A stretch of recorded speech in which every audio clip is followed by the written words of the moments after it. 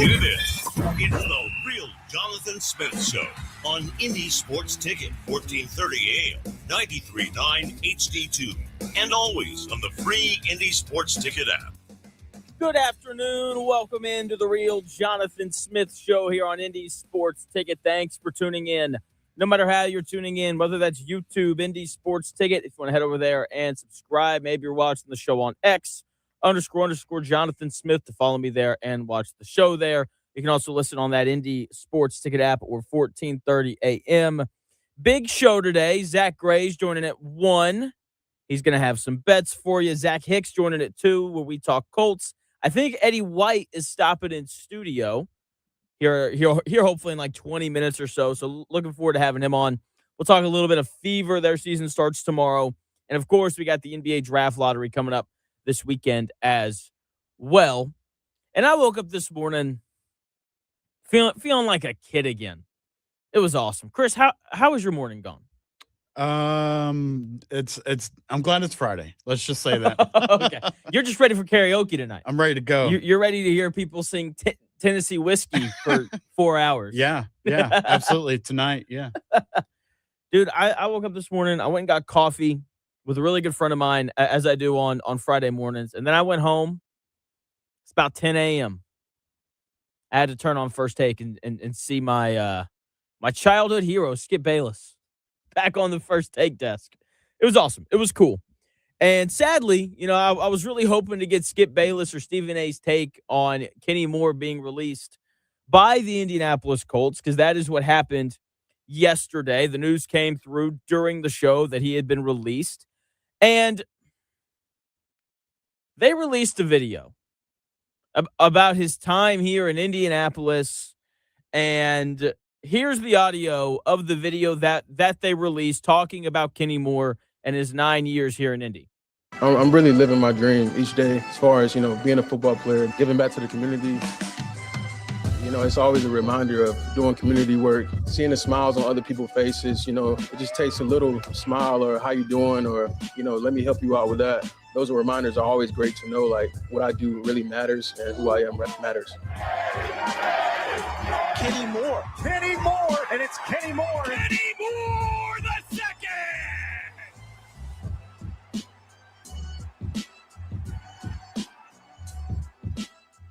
I like the beat there. That's pretty good. So I know you can't see it, but just by listening to the audio, you can tell most of what they showed in those 43 seconds. Okay? Most of it was not about football. They were about how he's impacted the community here in Indianapolis. Before I continue, I am glad that Kenny Moore had such a positive impact on... Oh, Eddie! What's going on, man?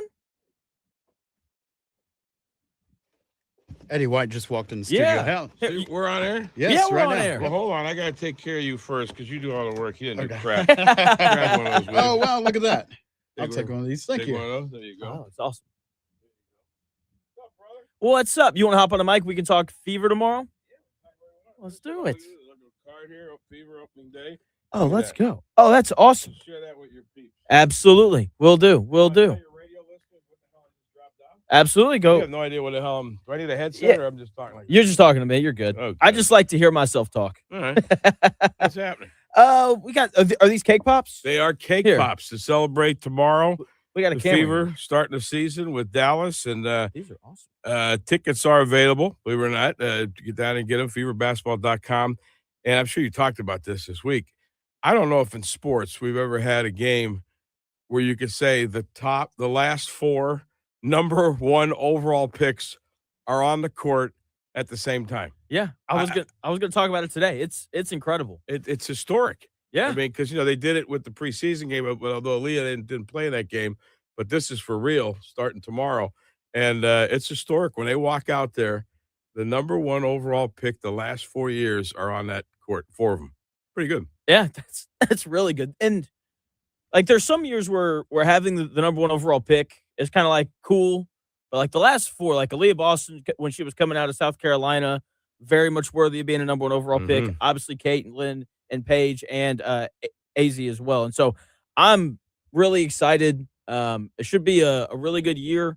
I'm kind of surprised that the Fever are favored by 7.5.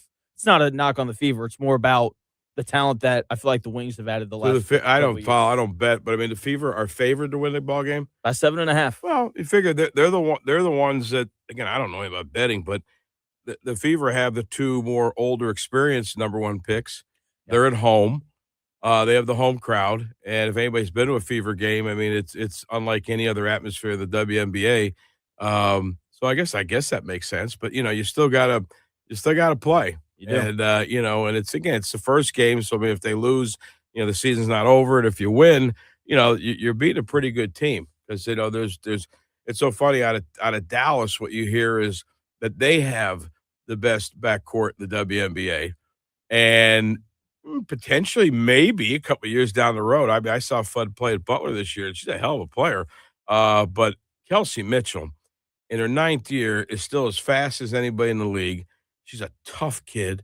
She's a smart kid. She's a great kid. And then you add in Caitlin Clark, who's just, ever since she came on the scene a couple of years ago, has been a player who does things that maybe we never saw before in the W. I think the Fever do have the best backcourt in the league, so we'll see what happens. I agree. Joined by Eddie White talking Fever. Their season starts tomorrow. I mean, you just have to go back and watch Kelsey Mitchell last year without Caitlin. First team, all WNBA, and she was just like you said, amazing. And obviously, bringing in Caitlin should make her even better. Is there anything that you want to see from Caitlin Clark in year 3? Like any specific areas of improvement that you kind of hope that we see from her this year? Jokingly, I went to practice the other day, and I jokingly said to her, "No more technical fouls," because she gets a lot. She's like Draymond. I mean, she gets a lot now. And you get if you get enough, first of all, it's going to hurt your wallet, but you could also miss some games. And just because I mean, if she gets a couple tees and gets tossed, that doesn't help us. I mean, I love her emotion. I love all the lady wants here. She has the weight of the world on her shoulders of a league, of a movement. I mean, it's hard, the day-to-day life of a Caitlin Clark. I've always said I don't think we've ever seen anything like this. I've talked with many friends of mine. They mentioned Tiger, they mentioned some other legends of the games, but the PGA Tour was established when Tiger came here. He took it to another level. He was remarkable, extraordinary. But the PGA Tour they had Arnie Jack, and he can go back, had Byron Nelson. I mean, it was what Caitlin Clark did to the WNBA. I mean, she took it out of a cave and put it in the sunshine. And she has that burden. But when you open her up, she's just a basketball player who just wants to win and be the best she can. And she wants to win a championship, for the city. And so, I mean, I can't wait for the season. I mean, as Pacer fans and Colts fans, we'd always complain when the schedule comes out, like, oh, the Colts aren't on Monday Night Football. We got screwed. Or the Pacers aren't on Christmas Day. We got screwed. They screwed the small markets. They hate us. Yeah. Well, guess what? In the WNBA, we are the Yankees. We are the Lakers. We are the Celtics. We are Man United or Man City, whatever the most popular soccer team in the world is. We're the team that's on national television every game. I mean, think about that. Every game. I mean, I was joking, it was like 6 years ago when we'd be out promoting. I'd be here like 2 or 3 players. And, we'd be going out trying to get people to buy tickets to even know. And, the local TV morning shows didn't even mention the Fever. Well, now they got Amber Clark, our GM, is on this morning talking about it. I mean, the Fever are the most covered, talked about, marketed women's basketball team in the world. In the world. And they play here in our city. That's pretty good stuff. It's really good stuff. And like you said, going to the games are a blast. Like my wife is like, Jonathan, when are we going this year? Yeah. And I'm like, whenever you want, we'll go. Because it's like you said, it's a good time. It's a really good product, and the team's good. Like that's the best part about it. Because there are some teams that they have very polarizing players, but then you go watch them, and it's like it's okay. But you go watch the Fever, and it's a high level of basketball. And I know expectations this year are really high. And that's a good thing, and I'm ready for it. I know the league's added a couple teams this year, expansion-wise. They added one last year. I always said that the WNBA is the toughest professional league to make the roster in. because there were only so many teams.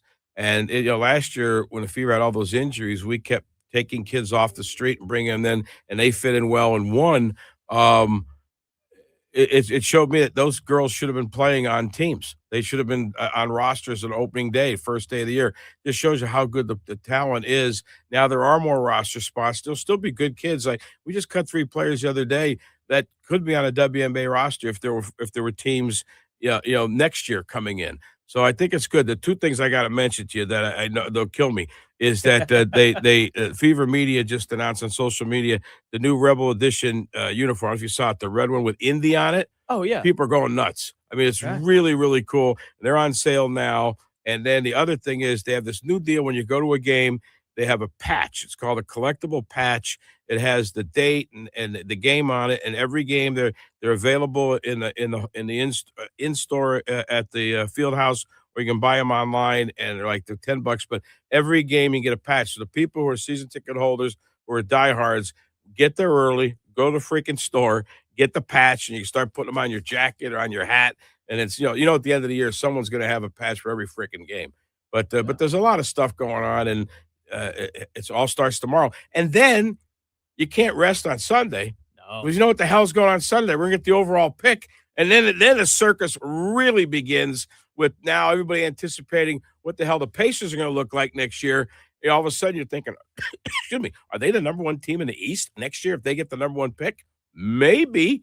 When you watch this East, maybe. So, I mean, who knows? Maybe we can have a back-to-back WNBA and NBA championship year. It'd be spectacular. 2 parades sound great. I love 2 parades. I think we're getting the number 1 pick. I just think we have been on a roll the last couple of years with just pure magic happening around our franchise. Yes, it was tragic when Tyrese went down. If he didn't go down, we all know we would have won. We would have won the world championship. Think about that. But now he comes back, and number 1 pick comes in here with that roster. Holy smokes. And then you got the Fever. Holy smokes. There's a lot of stuff going on at 125 South Pennsylvania Street. That is the place to be for the next 12 months or so. Absolutely. And I'm with you. I think that they're just due. They've never had the number 1 overall pick. It's time for it to happen. And let's just be honest. I think that they deserve it after what happened to Halliburton. Like, it's got to be worth something in terms of karma, right? The basketball gods. And now we got, we had Bobby Leonard up in heaven working miracles for us. Now we got his beloved wife Nancy up there right now, and our great old PR guy David Benner. So we got a lot of Pacer people up in heaven that maybe George McGinnis and some others are going to move some stuff around and make sure that ping pong balls they come our way. That's right. I want to go to those patches real quick that you're talking Yeah. about that you guys are selling at the Fever games. I love that idea. Mhm. When I was a kid, whenever I would go to games, we had actual paper tickets and you could hold on to the stub. And now when you go to games, that's not really a thing anymore. Yeah. So when you brought it up, I was like, this reminds me of the stubs. Yeah. And so I think it's a really good idea. I Yeah, like it. yeah, it is. It's just a commemorative. I like if I ever go to an event, if they sell a shirt or something that has both teams. We went to Paris last year with the Pacers, and we went to a soccer game, Paris Saint-Germain against Man City, I think it was. And I wanted something that said, the 2 teams in this beautiful soccer stadium, and they had a scarf, and it had both teams' logos on it, had the date of the game. Paris something is the famous soccer arena or stadium, and I got it. I mean, that's what I got to hang in my office. I mean, That's awesome. but I get. I'm with you 100%. It's kind of cool when you can get that memento of, so you can look at it and go, yeah, that's the year, that's the date, and that's who I saw play. Yeah. I'm with you. That's awesome. Eddie, thanks for stopping in. Oh, no We gotta hit a problem. break. Anytime. Yeah, Good absolutely. luck. Thank you. Go Fever, go Pacers, and enjoy the cake pops. Yes, sir. Thank you Will for do. this. Be good. Thanks for coming in. See ya. That is the great Eddie White talking Fever. Their season tips off tomorrow. And, of course, on Sunday, we've got the NBA draft lottery where hopefully the Pacers will be grabbing that number 1 overall pick. Starting today, we've also got Colts camp as well. And the Colts, they released both Kenny Moore. They're holding on to Anthony Richardson. Found that news broke yesterday. My thoughts on those when we come back in 3 minutes.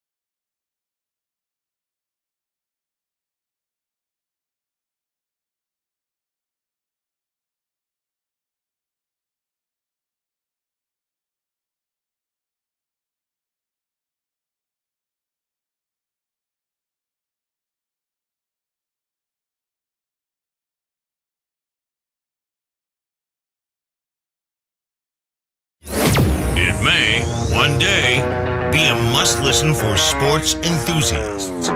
Yeah, and monkeys might fly out of my butt. Uh-oh. The Real Jonathan Smith Show on Indy Sports Ticket 1430 AM, 93.9 HD2, and always on the free Indy Sports Ticket app. Yeah. Welcome back to the Real Jonathan Smith Show here on Indy Sports Ticket. Thank you for tuning in, no matter how you're tuning in, whether that's YouTube, X, the Indy Sports Ticket app, no matter how you are tuning in. It is greatly, greatly appreciated. Big thanks to Eddie White for stopping in. Cake Pops from, I think it was Vanilla Bean Bakery. Really good. I smashed one there during the break. But yesterday, big news coming out from the Colts that Kenny Moore has been released. Played the audio for you earlier of the video that they made for him. Really sweet. Talking about, all the time that he spent in the community. And I'm glad that Kenny Moore had a positive impact on the city of Indianapolis. I'm glad that he's a nice guy and a good human being. The world needs as many good human beings as it can have, right? My problem with the video is that's the video you make for a guy who's never won anything. I never saw the Peyton Manning video after he left Indianapolis, but I bet it was a lot of confetti from when they won the Super Bowl and, some banners from when they won the division and, clips of him throwing game-sealing touchdown passes. I bet it was about all of the winning that he did rather than the children's hospital that he has with his name on it. That's the video you make for a guy who's won a lot. Kenny Moore's video, that's the one that you make for a guy who's never won the AFC South. I bet when Marvin Harrison retired, I bet his video was a lot of receiving touchdowns and big wins. I don't know if they made a video for Zaire Franklin for when they traded him to Green Bay, but I bet it looked a lot like Kenny Moore's video. They made a video for Michael Pittman Jr. I bet it featured a lot of community service, maybe a couple cool videos from his farm. Again, I'm glad that the Colts players are active in the community. I'm glad that they care about the city. I'm glad that they're good guys. But the Colts releasing that video of Kenny Moore is kind of like a school giving a best attendance award to a kid who failed math. It's lovely that he showed up every day and was nice to the janitor and raised his hand before he spoke. I know my wife would love it if her students did that. But at the end of the year, the kid didn't pass the class. We're over here celebrating the Man of the Year nomination while the division banner has dust on it from 2014. If I wanted to watch a highlight reel of a guy being a pillar of the community, I'd turn on PBS. When I turn on the Colts, I want to see guys who were pillars of a top 10 defense. These tribute videos would be a lot cooler, if they featured a couple of big moments in games. No one was upset when Zaire Franklin left. And rightfully so, right? Very average football player. There are people who are a lot more sentimental about Kenny Moore leaving. I don't understand it. You can make a real argument that Zaire Franklin had a more impactful career in Indianapolis than Kenny Moore did. I think people should feel the same way about Kenny Moore leaving as they did Zaire Franklin. Kenny Moore was a nice player. Nice guy. Nice player. Not really a needle mover. Okay, sure, he was probably better than Zaire Franklin. I'd argue he didn't impact winning as much as Zaire Franklin did, though. Kenny Moore's a one-time Pro Bowler. At least Zaire Franklin was all pro once. I still wish the Colts had held on to Kenny Moore so they could trade him for something. Look, if you could trade Zaire Franklin for a 25-year-old defensive tackle who can play and Colby Wooden, then certainly you can get something for Kenny Moore. But this is who the Colts are. They care more about being nice than they do winning. I have seen so many people say something about how Kenny Moore was a great veteran and how it was so nice of Chris Ballard to grant him his release. Not nice. That is not your job, Chris. When Kenny Moore comes to you and says, Chris, I would like to be traded. I would like to go to one of these places. You say, you want to be traded. That's fine. But your list, you can go throw it in the trash. I'm sending you whoever gives us the best thing back. So you can rescind the request to be traded. We would like to keep you. But just know that if you want to be traded, you can burn that list up because I don't really care about it. It is not Chris Ballard's job to be nice. It is his job to leverage everything that the Colts have to create as good of a football team as possible for both now in the present and down the line. He didn't do that here, which is par for the course for Chris Ballard. He cares too much about being nice and taking care of his players. He would be a much better NBA general manager than he is an NFL general manager. Because in the NBA, you have to be nice to players. You have to care about where they want to go. When Giannis walks into your office and says, I would like to be traded, you say, okay, Giannis, where to? And then you're kind of at their mercy. That is not the way the NFL works. It's part of why I really like the NFL. It is strictly business. Oh, you want to go somewhere? Tough. Not going to happen. Not going to happen at all. Okay? Again, this is the problem with Chris Ballard. Just too nice. Justin Wally is going to slide into that cornerback role. I think he's going to play well. He had a good camp last year before tearing his ACL. Tearing an ACL now is like having a bruise, heals, and then you're fine for forever. I don't think we're really missing anymore all that much on the football field because I do believe in Justin Wally. I think he's going to work out very well for the Colts this year. My one thing is you let him walk for nothing when you probably could have gotten something from him. That is the issue. It's the issue right there. So we'll see how the season goes for the Colts. We'll keep an eye on Kenny Moore, see who picks him up. I would imagine a decent football team at a minimum, probably a team fighting for a playoff spot. The other guy who requested a trade this offseason, Anthony Richardson, he is stuck in Indianapolis. And, for him, I guess, while Kenny Moore is getting his wish to leave the Colts in return for nothing, Colts are standing firm. They're holding strong. Saying, Anthony Richardson, we spent the 4th overall pick on you. You're not leaving for free. Here is Adam Schefter breaking that news yesterday. It means that right now he's stuck in Indianapolis. The value is not what the Colts would have wanted to make any potential trade. Rather than deal him away, the Colts figured it was best to hold on to him right now. Quarterbacks are currency. Their value doesn't go down. And even though there was not a team willing to surrender the type of draft pick compensation the Colts would want now, doesn't mean that won't happen later in training camp. There could be injuries. There could be teams that have quarterback struggles. There might be somebody who's willing to pay more for Anthony Richardson in August than they were in April prior to or during the NFL draft. And so the Colts made the decision to hold on to the former high number first-round draft pick and not deal him, and they'll figure they'll move on with him on the roster and essentially address it later. Adam Schefter right there reporting on the Colts' decision to hold on to Anthony Richardson because quarterbacks are currency. This is smart. This is what the Colts should have done with Kenny Moore. Hold on to good football players until they're needed somewhere else. That would be true for Kenny Moore. With Anthony Richardson, it's hold on to valuable football players until they're needed somewhere else.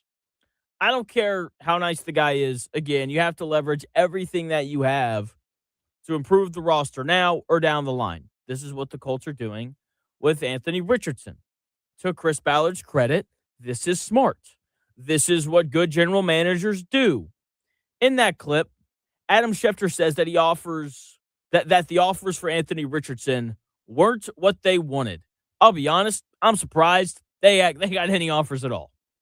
I'm interested to see what they do to increase his value, especially if what Ken Sterling said on here yesterday came true. He basically said that Riley Leonard's going to be quarterback number 2. Okay, that is where we're at right now. Basically, the Colts are refusing to trade a lottery ticket for a nickel right now with Anthony Richardson, because a nickel's about all your third-string quarterback is worth in this league, and that is exactly what Anthony Richardson was when the Colts drafted him, a lottery ticket, the ultimate boom or bust prospect at the quarterback position. And now, if he's sliding behind a sixth-round pick on the depth chart that was so good last year that the Colts had to bring in Phillip Rivers to give them a chance at maybe grabbing a playoff spot, that tells you all that you need to know about Anthony Richardson and what he is worth. Not much on the trade market. If they can find a seventh-round pick for him, then I think that'd be great. He's not worth much more than that right now. So what are they going to do to raise his stock? I think the only way to do that is for him to play. So he should start week 1. Kidding. Maybe we'll see that happen during the preseason. Maybe he comes out and plays well with the guys fighting to make the practice squad. He could also play badly with the guys trying to make the practice squad. Then good luck trading him for anything. This is what I call the used car strategy. If you're trying to sell your car, you don't sell it while it's covered in mud and sitting in the back of the lot. You wash it and you put it in the front window. That's what the preseason is for Anthony Richardson. And you hope that a scout from a quarterback-needy team like the Jets or the Packers or the Cardinals see him heave a 60-yard dot, and they just completely forget about that 50% completion rate. Ballard is betting that Richardson's potential is worth more than his production. And hopefully, he gets a return on his investment in that regard. We'll see if it works out, but the preseason is probably the last we're going to see of Anthony Richardson in a Colts uniform. If we see him again after the preseason, it means something went truly wrong. It means Daniel Jones got hurt. It means Riley Leonard got hurt. And it means that Phillip Rivers was telling the truth last year when he said he was done playing football. So hopefully the preseason is the last that we will see of Anthony Richardson. I just want the sideshow gone. And I don't think this is necessarily an Anthony Richardson or Colts-born issue. Anytime you take a quarterback number 4 overall and he gets demoted behind your 6th-round pick, you're going to talk about it. It was a big deal in San Francisco when Trey Lance got beat out by 7th-round pick Brock Purdy.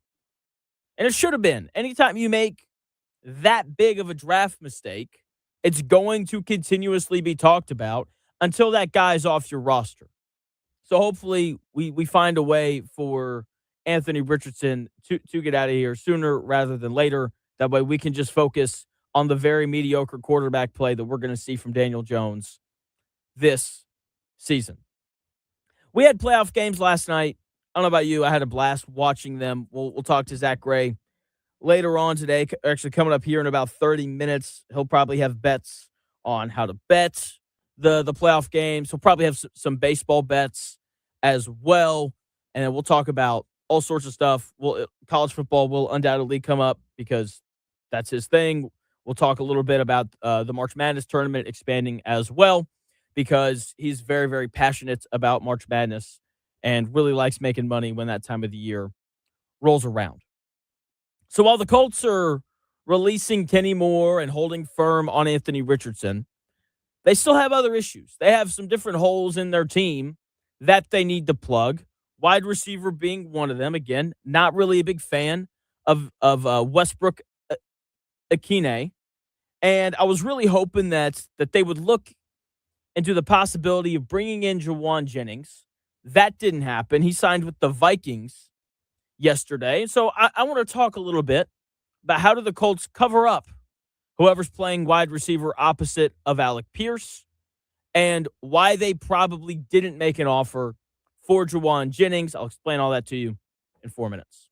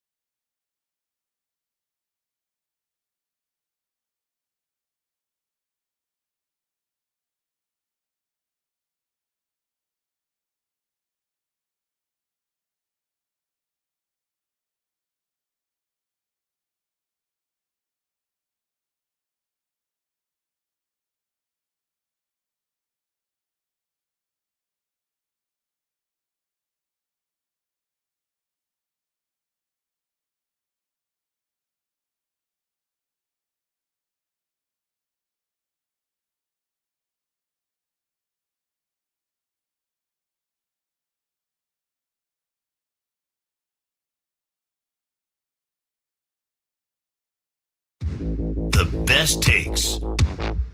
Maybe. The Real Jonathan Smith Show on Indy Sports Ticket 1430 AM, 93.9 HD2, and always on the free Indy Sports Ticket app. Welcome back to the Real Jonathan Smith Show here on Indy's Sports Ticket. Thanks for tuning in. No matter how you're tuning in, YouTube, X, the Indy Sports Ticket app, 1430 AM, no matter how you're tuned in, it is greatly, greatly appreciated. Zack Gray, professional sports gambler, joins me here in about 20 minutes, where he will have bets and we'll cover some of the biggest stories from sports this week. Juwan Jennings signed a 1-year, $13 million deal with the Minnesota Vikings yesterday. If you're listening to this, you're probably thinking, Jonathan, we live in Indianapolis, man. Why are we talking about the Vikings?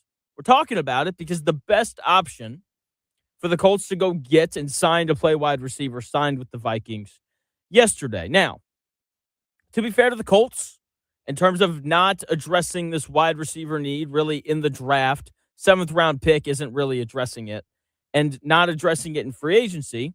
To be fair to the Colts, Ashton Dulin played well in limited snaps last year. Josh Downs and Tyler Warren are good weapons. We're probably going to see a lot of those Michael Pittman Jr. targets get split up between Warren and Downs. Okay? So maybe they'll be okay. Maybe they won't need Juwan Jennings, even though, again, I would have preferred that. I'll just always prefer a known commodity over an unknown commodity. Westbrook-Akine didn't produce last year on a bad Dolphins team, 11 receptions. Ashton Dulin has mainly been a special teamer for a lot of his career.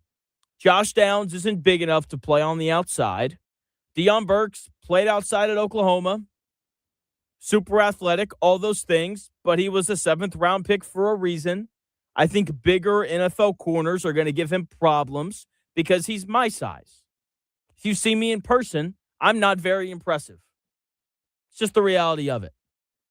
Passing on Juwan Jennings to stick with Ashton Dulin and Deion Burks is like deciding not to hire a professional contractor because you have a really enthusiastic nephew who's pretty good with a hammer. Sure, your nephew has like a great attitude and like he's helped you around the yard for years. But Juwan Jennings was a guy who literally kept the roof on for San Francisco when everybody else was hurt. Chris Ballard is looking at a leaky roof and saying, you know what? I think the kid can figure it out. Me personally, I would rather just pay the $13 million to the guy who's already built the house. Okay, that's what I would prefer. But it would be ignorant of me not to admit that the Colts have more than a leaky roof on their offense and just on their team in general. There are questions at edge still. They need to shore up depth on the back end of their defense. They need help at edge still. I know I said that twice. It's because they need a lot of help at edge still. Okay, they don't have the budget to fix all of their problems. They were able to plug some of the issues. C.J. Allen at linebacker.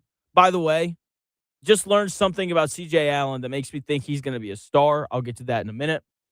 Plugged the issue with safety by drafting A.J. Halsey. Plugged the issue at corner, I guess, last year when they took Justin Wally and they made the trade for Sauce Gardner. Plugged the issue at offensive guard by going and getting Jalen Farmer.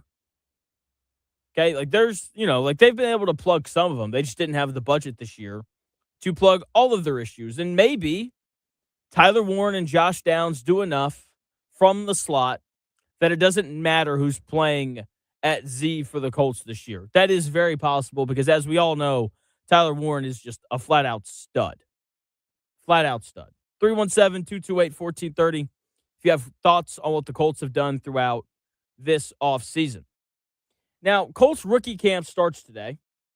And as always, please don't let anyone get hurt. That's the last thing that we need. I like to see a couple of cool clips of the high draft picks playing well. But outside of that, don't really care. Am I allowed to say that? Am I allowed to say that I don't care about training camp? Because, if C.J. Allen and A.J. Halsey look great, that either means that they're really good or it means that the guys playing offense today for the Colts aren't very good. I don't feel like we really learn anything based off of what happens today. But this is a big winner right here. So you have backwards hat guy, who I can struggle to take seriously sometimes. I would like to present to you the opposite of backwards hat guy. Sure, you're like, isn't that forwards hat guy? No. Because I don't believe in giving people points for something that they should just naturally do. You know? It's like whenever I empty the dishwasher and, in my apartment, like I don't expect for my wife to like pat me on the head and give me a cookie because that's something that I should just do, And so I'm going to give CJ Allen a lot of credit here. I think he's going to be a star. No social media. Doesn't have any of it. No stupid tweets like we got from Zaire Franklin after bad losses. No ignorant tweets like we got from Zaire Franklin yesterday when the Colts released Kenny Moore. He let out some tweet where he was like, I just think some players deserve the right to finish their careers where they started. It's like, my guy, Kenny Moore asked out. Shut up and have a good year in Green Bay. Leave us alone. None of that from CJ Allen. That dude's all about ball. Not, you don't have to worry about him going all Kevin Durant and like tweeting at random people. You don't have to worry about him posting videos of him driving 700 miles an hour down the interstate like other teams have to deal with. That dude's all about ball. So from now on, if you're a high draft pick and you have talent and you don't have a social media, I'm all in on you. I'm Jonathan on CJ Allen not having a social media account. And I know that sounds dumb. Like, Jonathan, what does having a social media account have anything to do with playing football? It's not about that. It's about what it shows about you and what it says about you. I really like Fernando Mendoza because every time he opens his mouth, it is so evident that he is all about his craft, that he loves football and is going to do everything that he can to be good at football. Love that about Fernando Mendoza. Think it's awesome. CJ Allen not having a social media, I think, points to a very similar thing. He never said anything at Georgia that made me be like, that's a little weird. It's a little suspicious. I wonder if he's going to be a problem. There are no CJ Allen speeding tickets in Georgia like all of his teammates at Georgia seem to have. This dude is about football and nothing else. There's no distraction. He's not going to be on his phone until 3 a.m. Sunday morning scrolling TikTok before the Colts go on the road to play the Houston Texans. Don't have to worry about that with him. The fact that he doesn't have a social media tells me that he's very serious about what he does, and he's very serious about his craft. So I love CJ Allen. Go ahead and give him Defensive Rookie of the Year right now. That might be a little hyperbolic, but I do think he's going to play really well for the Colts this season. Now, speaking of this season, the Indiana Fever, their season starts tomorrow. I'm excited to see Caitlin Clark back on the court again. The Fever should be good enough to play with and beat anybody this year. This is a team that I think fairly has, WNBA Finals level expectations around their roster. Love that, right? I think it's a good and it's an exciting time. Thank you again to Eddie White for coming in earlier and talking about the start of their season, which again is tomorrow. We're going into year 3 of Caitlin Clark's career. I would like to see her improve on the turnover issue. Eddie White said that he wanted her to not get as many T's or technical fouls. Absolutely. But for me, it's the turnover issue. You can't lead the league in turnovers at like over 5 a game. I get that she attempts some very difficult passes. Maybe just don't attempt them. Maybe lower your level of risk a little bit so that the Fever can just have a few more possessions. Okay, but outside of that, I mean, she's one of the 3 best players in the WNBA. She is not better than Asia Wilson, but outside of that, I would put her up against anybody. Okay? Again, that ESPN article where they ranked her like the 10th best player in the WNBA was absurd. Okay? And I'm going to be really honest. Radio is about topic selection. I think it's one of the really important things. So whenever I talk about the Fever, I'm not talking about the Fever. I'm talking about Caitlin Clark. The rest of the players on the team will not be mentioned unless they go crazy and get a ton of buckets, or unless they consistently blow layups, or unless they tackle a girl in Caitlin Clark's defense like Sophie Cunningham did last year. It's the Caitlin Clark show when it comes to the Indiana Fever. Okay, the Indiana Fever are less like a basketball team and more like Beyonce and Destiny's Child. I know there are other women on the stage and they're very talented, but nobody bought a ticket to watch the backup singers. We're here for the headliner. So if Aaliyah Boston or Lexi Hull want to be the topic of conversation, they have to do something to steal the spotlight. Otherwise, I'm keeping the camera fixed on Caitlin Clark because it's the Caitlin Clark World Tour, and the rest of the WNBA is just lucky to be on the bus. She's dragging them all over the place. All right, and I'm sure that hurts some people's little feelings. It's about all of us. No, it's not. The reality of the situation is, and I like to live in reality, the rest of the WNBA, they're just riding on her coattails. And no one in the league likes her because of that. No one likes the popular girl. Okay, even the popular girl's friends don't like her. It's not her fault. Women just naturally are more jealous than men are. And the rest of the WNBA is going to continue to go after her as long as she's on top. They're hosting the Dallas Wings tomorrow. Very talented team. As Eddie White said earlier in the show, we've got the last 4 number 1 overall picks playing in this game between AZ Fudd, Paige Beckers, Caitlin Clark, and Aaliyah Boston. I think Paige Beckers and AZ Fudd are going to be a lot of fun to watch. Word on the street is they have really good chemistry. So, that was dirty. That was dirty, Chris. But give me the Fever. They are 7.5-point favorites for a reason. A little more experienced and slightly higher hopes for them this year. And the basketball stuff here in Indianapolis does not slow down. Obviously, on Sunday, 3 hours away from here, we've got the NBA Draft Lottery. It's on at 3 o'clock. I hope it falls the Pacers' way. They're due. They've never had the number 1 pick. I hope that they land it. And I hope that they take AJ DeBonta with the number 1 overall pick. And I'm excited to talk later, or here in about 10 minutes, I'm going to talk to Zach about bridging the gap of building for next year while also knowing you're not going to have a top 4 pick for quite a while again, because Tyrese Halliburton's that good. I'm so excited for Tyrese Halliburton to come back this year because as I'm watching the playoffs, everyone just loves Cade Cunningham. Like, oh, have you guys seen Cade Cunningham?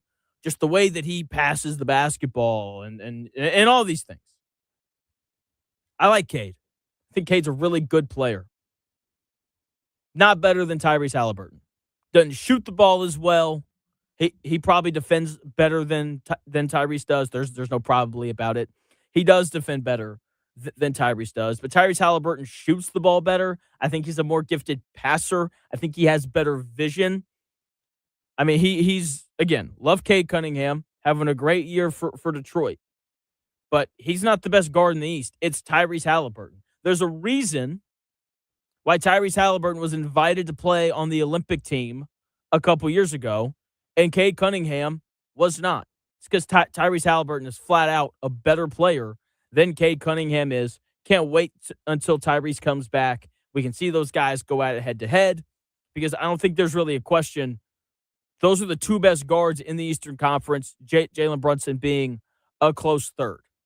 And I would love it if they could add a number 1 overall pick to that group, even just a top 4 pick. Like, let me not be too greedy here. Let me not act like the NCAA and the College Football Playoff Committee. Let me not get too greedy here. Give them a top 4 pick, and I don't know how you don't pick the Pacers to win the East next year. Given what we know right now, obviously there's a decent chance that Giannis gets traded. There's a ton of Jaylen Brown for Giannis Antetokounmpo trade rumors flying about. The Knicks, could they get Giannis? Obviously, wherever he winds up, it's going to greatly shift the way that we look at the East. But if the Pacers add, especially the number 1 overall pick, I don't know how you don't pick them to win the East next year. Expectations are going to be sky high. And I just hope that the Pacers live up to them from start to finish. Even going back to last year, they make the run to the Eastern Conference Finals 2 years ago. They get swept by Boston. We come into to last year, and everyone's really excited about the Pacers. Was it a fluke? Are they really good? Are they really this good? And then up till like the All-Star break or up till January 1st, they didn't play very well. Wasn't good. On the outside, looking into the playoffs, they obviously get hot.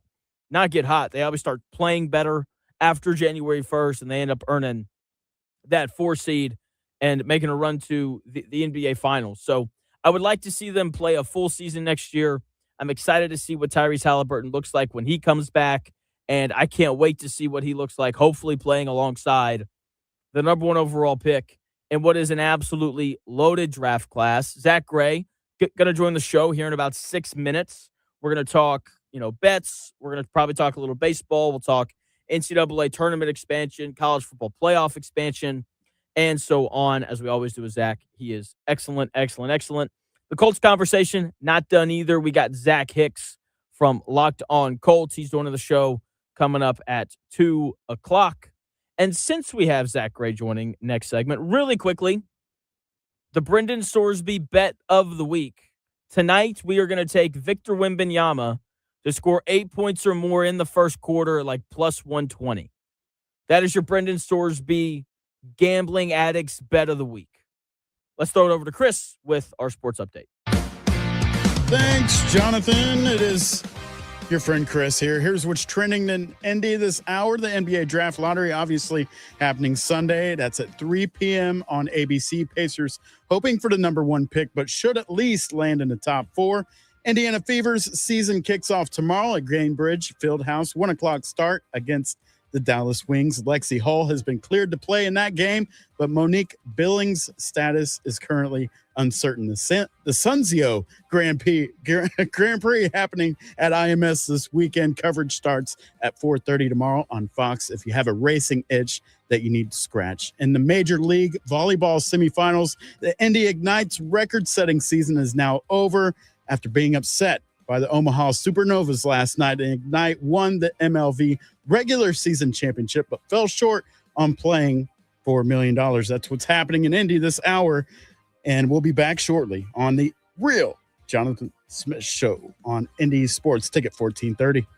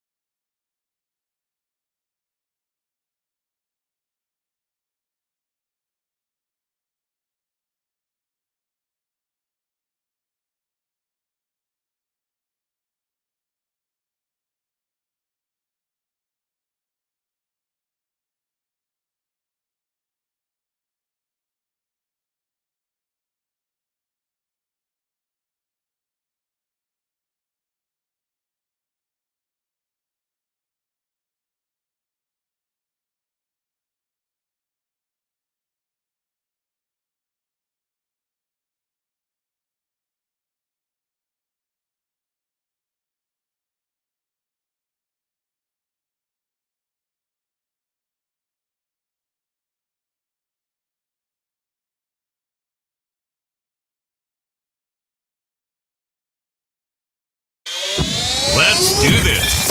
It's the Real Jonathan Smith Show on Indy Sports Ticket, 1430 AM, 93.9 HD2, and always on the free Indy Sports Ticket app. Hour number 2 of the Real Jonathan Smith Show is getting underway on a beautiful Friday. Bringing in now the one and only Zack Gray. Follow him on X at ZG the Grapevine. Check or click the link in his bio. It'll take you to his Patreon where he sells tools to help you make better bets. The best sports gambler I know, Zack Gray. What's going on, man? How are you? Hey, Smith, I'm playing hurt today. I'm playing hurt. What happened? I don't know. Have you ever, this might be a weird thing, but have you ever had, like, has your jaw ever hurt and it, like, messed with your bite? Like, you feel like your bite isn't normal? Have you ever had that happen? Happened to me a couple weeks ago. I got a root canal about 10 months ago, and they didn't get everything. And so my whole jaw swelled up. So, yes. Yeah. It sucks. So I don't think it's a tooth thing. I think I looked it up. I think one of the joints in my jaw are swollen. But I just wanted you and the audience to know that the boy is playing hurt today, and I should be given respect for my appearance today. Always. Thanks for playing hurt, man. I really wish we need these NBA players to start looking up to you, you know? Yeah, I would never load manage the Jonathan Smith Show. Never. I appreciate it. I know you said that you have bets today, but before you give me those, can I give you the title of a new segment that we're doing and a bet to go with it? Sure. So this is our Brendan Sorsby Gambling Addict. If you made this bet, you may want to call the helpline bet of the week. We're going to take Victor Wembanyama, 8+ points in the first quarter. And then I'm thinking we parlay it with like first pitch of the Reds is a called strike. What do you think? You stole my whole flow. I was going to come in here and say first pitch ball. That was my first thing. You bet both so you can hedge your bets. Right. That's a good middle. All right, man. What bets do you have for us this week? Okay, so in honor of Brendan Sorsby and being in Ohio, we're picking both Ohio teams today. I'm taking the Reds. I felt like I took the Reds last time, and it worked, but they've been on a long losing streak here. But the reason why I'm actually taking the Reds here is Mike Burrows is on the mound for the Astros, and he might be the worst starting pitcher in all of Major League Baseball. And I just think that the Reds are going to swing the bat well off of them. It's not like the Reds have really dropped the ball offensively. More guys are starting to hit. It's just that their starting pitching and bullpen has been really bad, but so is the Astros. And I think that I trust the Reds bats tonight against a bad starting pitcher. And Nick Lodolo for the Reds is back on the bump with no limitations. Like, I imagine he'll give them at least a quality start. So give me the Reds there. And then I'm going up to Cleveland. I'm going to take the Guardians. This is really just a bet on the Twins bullpen being bad and Parker Messick being really good and having a breakout here. 3-0 with a 1.72 ERA and 5 starts under the lights. I don't think you can get much better than that. So give me the Reds and the Guardians on the money line. Are you parlaying those or are you doing them separate? I am going to play them straight, but you could obviously parlay them if you want a little big boost to your odds. All right. I like it. Again, joined by Zack Gray at ZG the Grapevine on X. Click on the link in his bio. It'll take you to his Patreon where he sells tools to help you make better bets. He's telling you to take the Reds and the Guardians both on the money line tonight. You should do it. He's normally right. I'm going to go out on a limb here, Zack, and I'm going to take a guess at how you felt about some big news earlier in the week. I have a feeling Bayless coming back to first take. You probably loved that. I know Skip Bayless is your guy. I'll be honest, I watched like 30 minutes this morning. It's the most fun I've had watching that show in forever. It was like riding a bike for them. Oh, yeah. It was great. Sorry, I didn't mean to derail you. No, you're good. I know that you heard Skip Bayless say LeBron James is the 9th best basketball player of all time, and you just had a huge grin on your face. You're like, I love this guy. It doesn't get better than that. It doesn't get better than that when you and everyone else in the world knows that he's full of it, but he is just riding this shtick out as long as possible. Yeah, it's hilarious. It's great TV. That's what it is. But I was going to guess that you hate the fact that March Madness is going to 76 teams. Actually, like, would I prefer it? No. But do I absolutely hate it? No. Like, all it's doing is adding play-in games, and like, it's not really messing with the actual like tournament bracket. And like, if we're not expanding the tournament bracket, like if we still just have a 1 seed and a 16 seed when it's all said and done, as long as we don't mess with that, I'm okay. My thing, here's where I'm at with it. I don't think I need to see Indiana for a 34th time when they've lost to Minnesota, Northwestern twice, and so on. So if they're using this opportunity to put in like the mid-major school that won 28 games, was the 1 seed in their conference tournament, but like lost in the championship, then like, hey, that's fine. I just don't think that they're going to do that. No, they probably won't. But at the end of the day, like, all of the NIT stinks now, the Crown stinks now, like all of the tournaments that you would watch outside of the March Madness tournament, they kind of stink now. So I'm kind of okay with putting stakes on more games, especially like play-in games only. Like I said, like if we were expanding the tournament inside the actual bracket, that's where I would be outraged. But just playing games, I mean, yeah, we usually see one team kind of probably, I think, make it to the Sweet 16 at least out of the play-in games. And like, do people really deserve it? I'm sure that question will be asked when it comes time. Like, does this 14-loss team deserve to be in a play-in game? Like Auburn probably would have been in a play-in game this year had this system been in place. Like, yeah, there's going to be those questions, but also like there isn't any fun tournaments outside of March Madness anymore. They've ruined them. So I'm okay with it. I think part of the issue with the other tournaments is teams just won't play in them. It's like, you can go play in the NIT, and they're like, we're good. And then they move on. Format. They changed who gets in the NIT a couple years ago, and from then on, it's just been awful. Yeah, that certainly didn't help either. Again, joined by Zack Gray. He gave out bets earlier. Take the Reds on the money line and the Guardians on the money line tonight. How do you feel about the coaches voting in favor of the idea of expanding the playoff, the college football playoff, to 24 teams?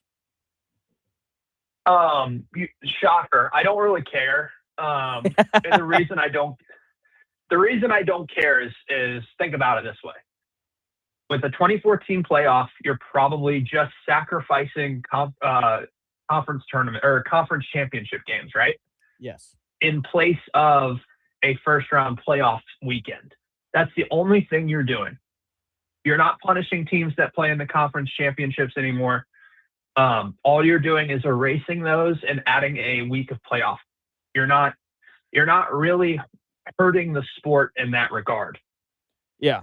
And you're also letting in 9-3 Michigan, which the thing is like, it seems like it's this big change, and it's really not. We're just adding an extra week, or like I said, we're replacing the conference championship weekend with a first round of playoff games, and we're all going to watch, and we're all going to have fun, and it's the likelihood of the 23rd seed making it is low. Like, we all know that. Like, we talk about how bowl games stink and bowl season's awful and stuff now. Like, why not? And we all agree conference championships with this current model are outdated. So why not add a round to the playoffs in that regard and make it 24 teams, and so everybody's happy? My problem with getting rid of conference championship games is I don't think that it's been uncommon over the last decade for the best game of the year to be a conference title game, whether it was Alabama and Georgia when they were both at the peak of their powers, whether it was Ohio State and IU last year. Like that was the best game we saw played all year.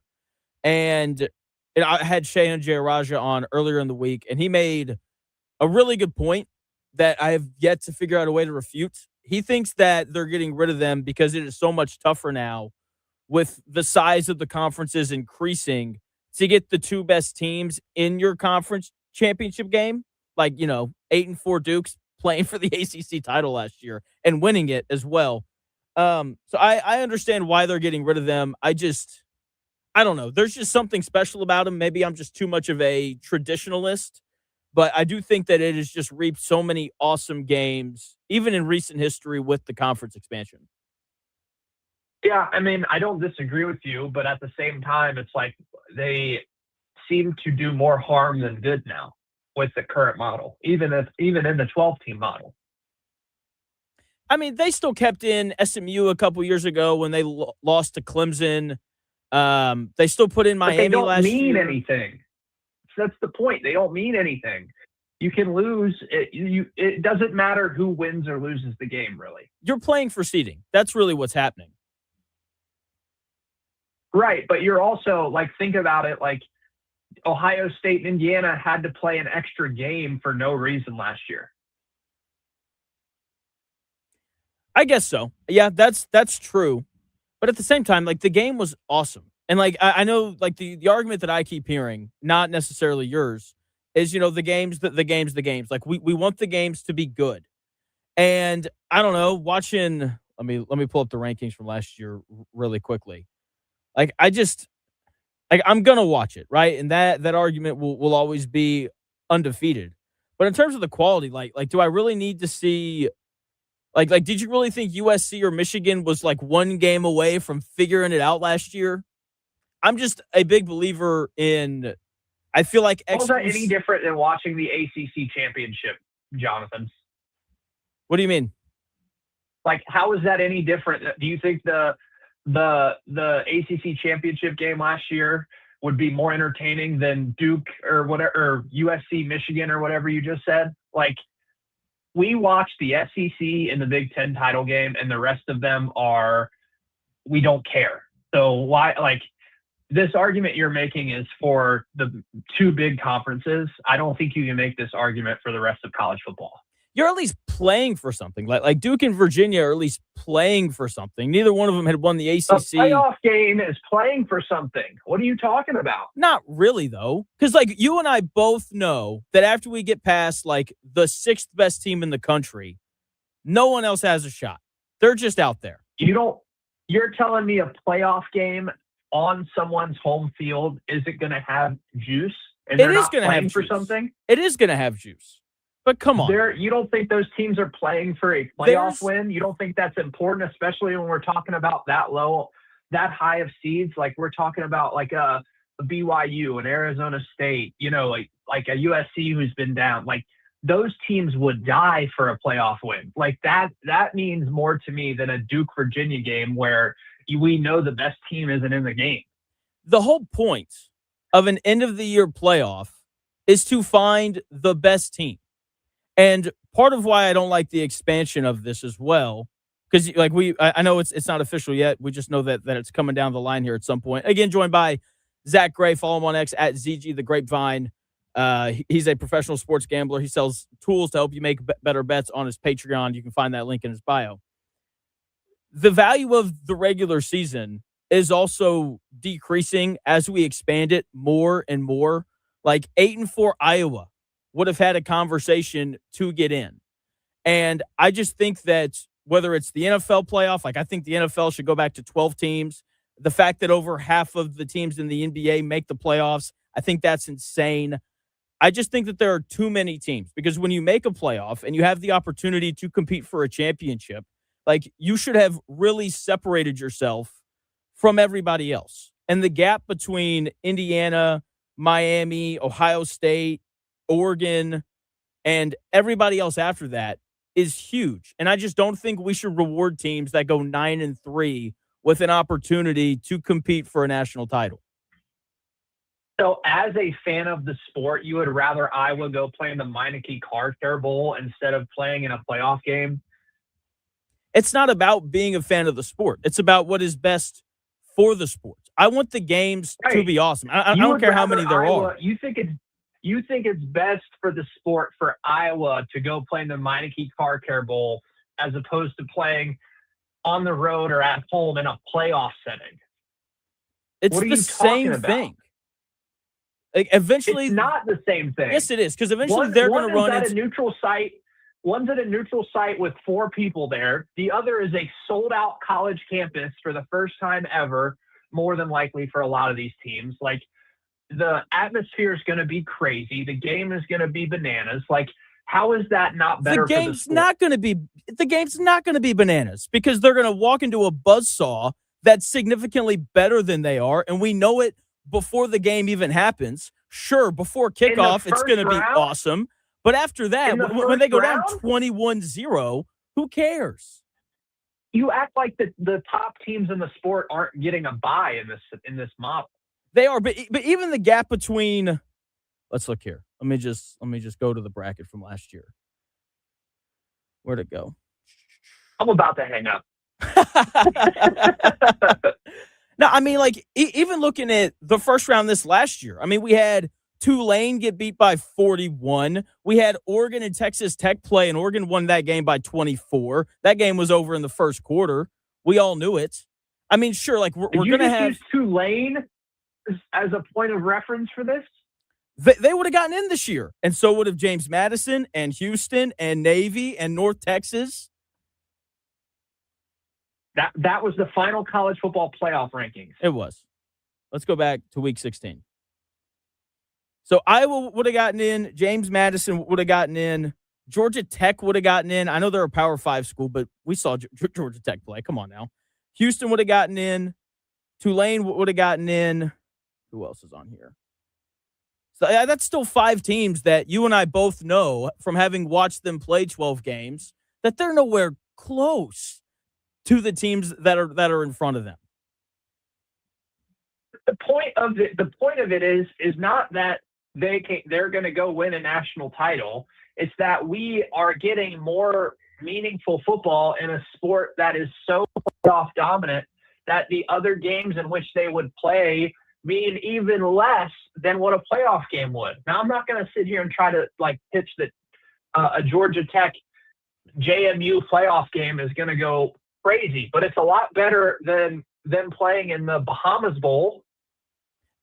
Sure, it's better in terms of the optics of it, and you're going to have more people watch it, but the product itself. It's better for the sport. Not if the product's worse. It's like just. So you think that you think there will be no opt-outs in that game? Do you think that the actual quality of the game, if it's labeled a playoff game on a home campus, is going to be less than if they played in the Cheez-It Bowl? There will be more interest in the game. That is undoubtedly true. I'm not denying that fact. That, you were 100% right there. Not refuting that point. My point is, it's going to be fun for the first quarter until we look up and it's a blowout. I mean, even going back, that's college football. That's college football. That doesn't matter whether it's Georgia Tech, JMU, or if it's Alabama, Indiana. It doesn't matter. That's just part of the sport. That's the nature of college football. If there is such a large gap, then why are we allowing these clearly inferior teams an opportunity to compete for a championship? I mean, the playoffs should be reserved for the cream of the crop, not for 8-4 Iowa, who went 6-3 in the Big Ten. We're doing that because it gives more people an opportunity to play more meaningful games in a sport that's more dominated than ever from a playoff, where bowl season is a joke. People are opting out. You're not even having you have half your roster available when you're going to play in the Gasparilla Bowl. I've named so many bowl games. I know that you're arguing that they're playing more meaningful games, but not really. Let's just take Ohio State's schedule this year. Let's say that there was a 24-team playoff. Doesn't matter if they beat Texas or not. Doesn't matter if they beat Indiana or not, or USC, or Oregon, or Michigan, because they're probably going to win 9 of those games against, your Ball States and your Kent States. And because they're 9-3 in the Big Ten. You said what? Ohio State's a bad example because they're gonna do that every year, whether it's 12 or 24. It's the same. It's the same for all of the teams that are actually good enough to win it. And so now, week 9. So why are you mad? Because it reduces the value of the regular season. Like Ohio State and Michigan is going to be reduced to, oh, this game's for a playoff spot, to, it's like a cool border war. Is that not what it is already? I mean, not to Ohio State and Michigan fans, but when's the last time it's had real, like, since the playoff has moved to 12 teams, like when has it been for a playoff spot? Yes, and moving it to 24 only makes the matter worse. And I've always said that those type of games, like the premier elite matchups, top of the sport, yes, those have been the meaning of those have gone down slightly. Yes, I agree. But think of all of the other regular season games that actually do matter. Like, we are going to watch the Iowa-Michigan State game because Iowa's right on the cusp of a playoff spot. That makes that game more important. Playoff expansion does at the very top reduce the regular season, but it also makes more games interesting at the bottom. But that's the thing. You said it earlier. The sport has always been about the very top. Right. And I would rather Ohio State and Michigan mean something than Iowa and Michigan State. Let's make no mistake. Hold on. Make no mistake about it. Ohio State, Michigan is going to matter no matter what. No matter what the setting is, no matter what the playoff field is, that game is always going to matter. It'll matter to Ohio State and Michigan fans. But outside of that, it won't be the same. Disagree. Hard disagree. We saw it last year. Michigan was outside of the playoff field. Like, we've seen it where we knew Ohio State was going to be in the playoff in 2024. Like, the game is just as important as it ever has been for when it comes to, like, in the moment, 12 p.m. big noon kickoff. The atmosphere is still high, but then after the game, that's where we go, oh, that didn't do as much harm as it felt like in the moment. And I feel like that's what people think when they think of, like, games not mattering. Like, no one's going to turn it on. Oh, this game doesn't matter. We're not going to watch. We're not going to care. Everyone still cares just as much in the moment. True or false? Well, yeah, look, that argument's undefeated because we love football. But in terms of the overall, like, does it matter for the playoff? It doesn't matter anymore. And to go back to last year, Ohio State, Michigan did matter because if Ohio State had lost that game, they would have been 8-1 in the Big Ten, and they would have been tied with Oregon for the second spot in the Big Ten title game. And I don't remember what the tiebreaker was there.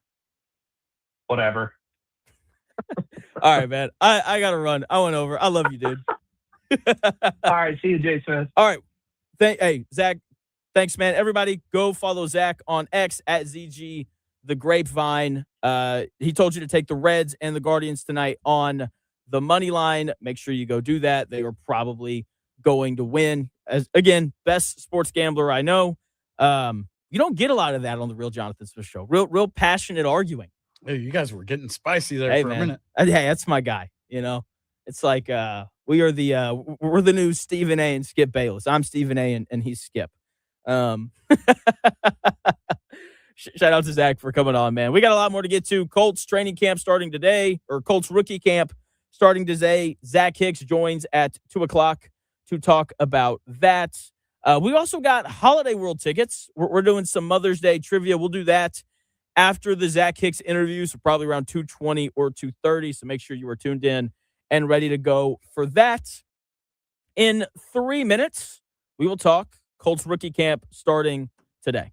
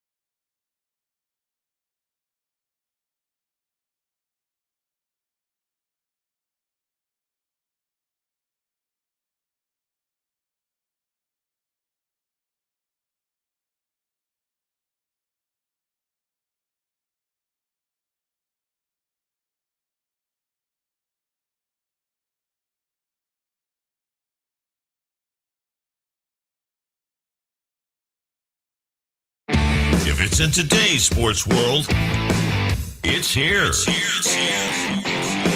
The real Jonathan Smith Show on Indy Sports Ticket 1430 AM, 93.9 HD2, and always on the free Indy Sports Ticket app. Welcome back to the real Jonathan Smith Show here on Indy's Sports Ticket. Thanks for tuning in. No matter how you're tuning in, YouTube, Indy Sports Ticket. If you want to head over there and subscribe, maybe you're watching the show on X__Jonathan Smith to follow me there and watch the show there. You can also listen on that Indy Sports Ticket app or 1430 AM if you're driving around inside of your car in the Indianapolis area. Big thanks to Zach for coming on that last segment. Take the Reds on the money line and the Guardians on the money line tonight. What's up, Chris? How can you drive around inside of your car? That'd be Great pretty question. cool if you could. Great question. Sorry. Continue. No, it's have you seen Honey, I Shrunk the Kids? Yeah, of That's course. how you do it. Okay, that's fair. Get like a little RC car. I don't know. You ever seen that kind of reminded me of Bad Santa. You remember the movie Bad Santa? Never seen it. Okay, I know what it is, though. Where the Yeah. kid was like, was the guy that played Santa, he was like, "What's wrong with you? Somebody drop you on your head?" He was like, "How can I be dropped on my own head?" Like, I don't know. It's weird. It's good. Continue. Oh, Sorry. I'll try. All right, I lied. We are not talking Colts camp. Final show until the NBA draft lottery. We have been working through different. We've been having a lottery of our own every day. I don't know why we're going to have one today, but there's really only one number that can come up. Chris, go ahead and spin the wheel.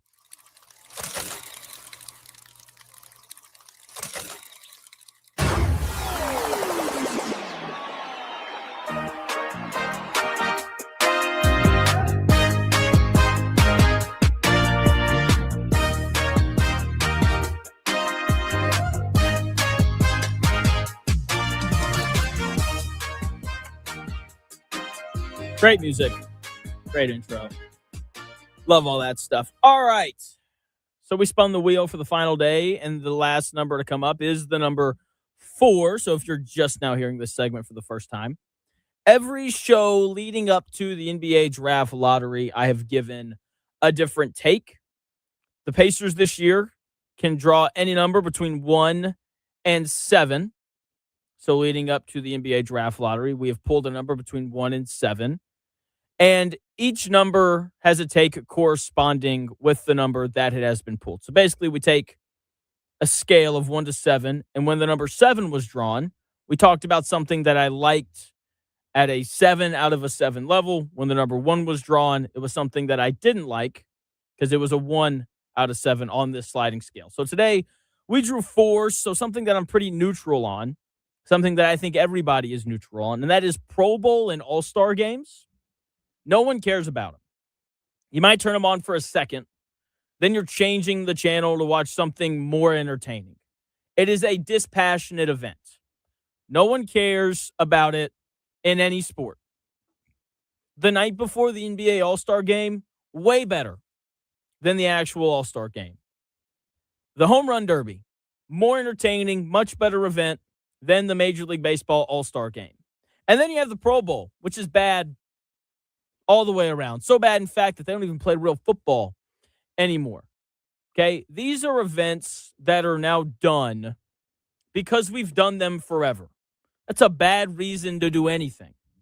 Doing something just for the sake of tradition is normally not a great way to bring in new fans. It can be boring and disinteresting. Something needs to be done to make these MLB, NBA, and NFL All-Star games more interesting. That, or they need to just be cut. And we should just not have them anymore. Players just don't care about them. The NBA All-Star game, it's like $100 steak with no seasoning. You have the best ingredients in the world on the plate. LeBron, Giannis, Wemby. But without the salt of actual effort and the pepper of a real defensive scheme, it's completely tasteless. It's expensive. I remember when the All-Star game was here, it was like $300 for a bad ticket. It looks good on the menu, but you take one bite and you realize it was a complete and utter waste of money. The Pro Bowl in the NFL has officially turned into an office holiday party where the boss makes everyone play team building games. That's what the Pro Bowl is now. Just millionaires in shorts playing musical chairs and dodgeball in a 4,000 seat ballroom. That's so accurate. That's good. It's not a sporting event. It's a corporate retreat that they're accidentally broadcasting on ESPN. Okay, if the players are treating it like a vacation, then why in the world would I want to tune in? You know what? They shouldn't have the Pro Bowl in Hawaii. They should have it in like Canada or Greenland because we're going to buy them soon, where there's nothing to do but play football. The MLB All-Star Game's the best one. The issue with that one is none of the hitters can find rhythm.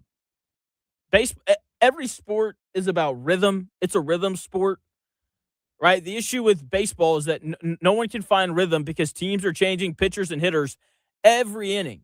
You're getting one at bat, maybe two at the most, and then you're done. And it's just tough to play well when the lineup is constantly being shuffled. Just get rid of all of them. Okay? Replace them with more events. You know, like the NBA, like give me a cooler dunk contest. Like bring in professional dunkers or something. I think that would be really cool. They'll be calling me here in like 3 years when I'm like really flying around, throwing it down, you know? Those seem to be way more entertaining anyway, except for the Pro Bowl.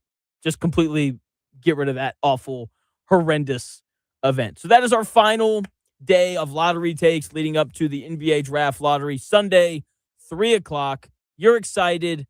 I'm excited. Indiana Pacers, land that number 1 overall pick, and let's have an awesome time while it's happening. I want to come back on Monday just elated because the Pacers are going to land AJ DeBonsa.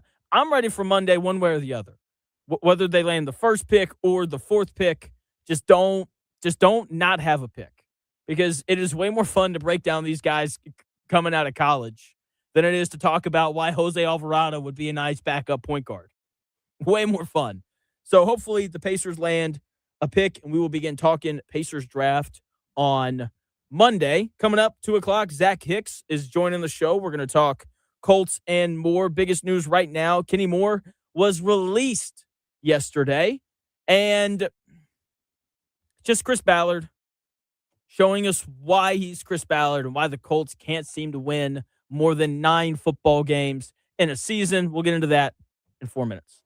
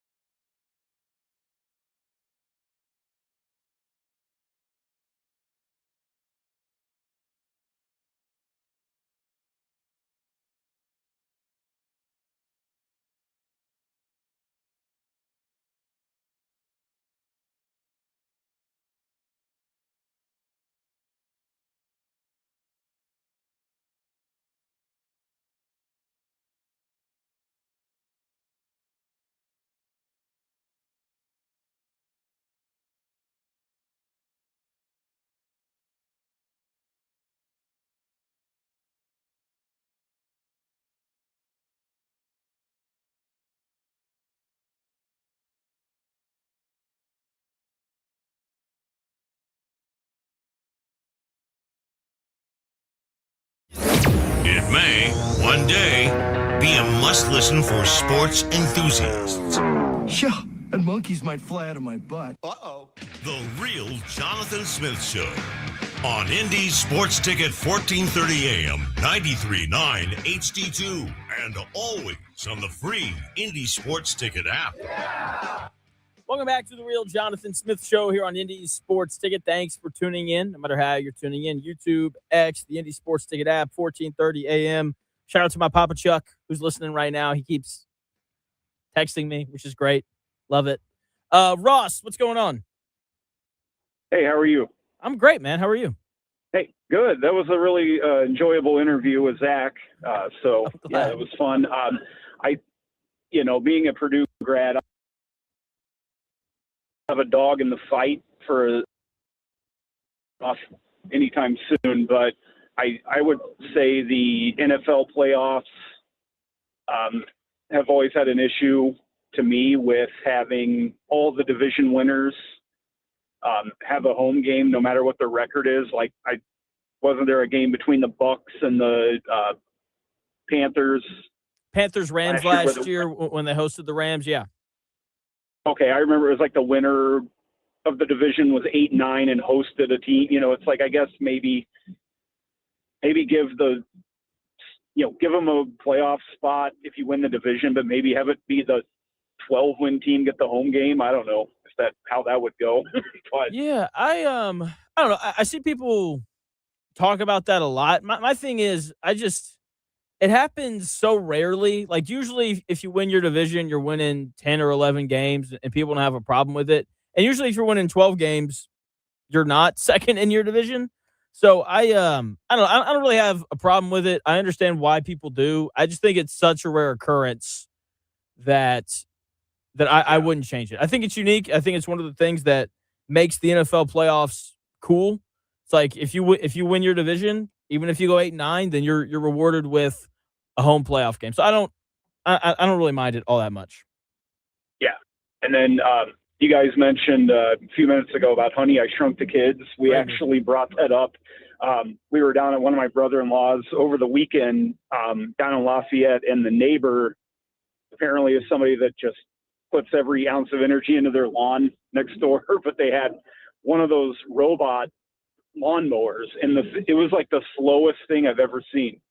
I don't know. I mean, they had couldn't have even been a 8,000 square foot lawn, and that thing probably took them all day to do that. And the way it pivoted and turned around, it's like, I don't know how much those cost, but it probably took 5 hours to mow that small lawn. So I don't get that. It's, Was it like a Roomba for? Yeah, it's like Roomba for a lawn.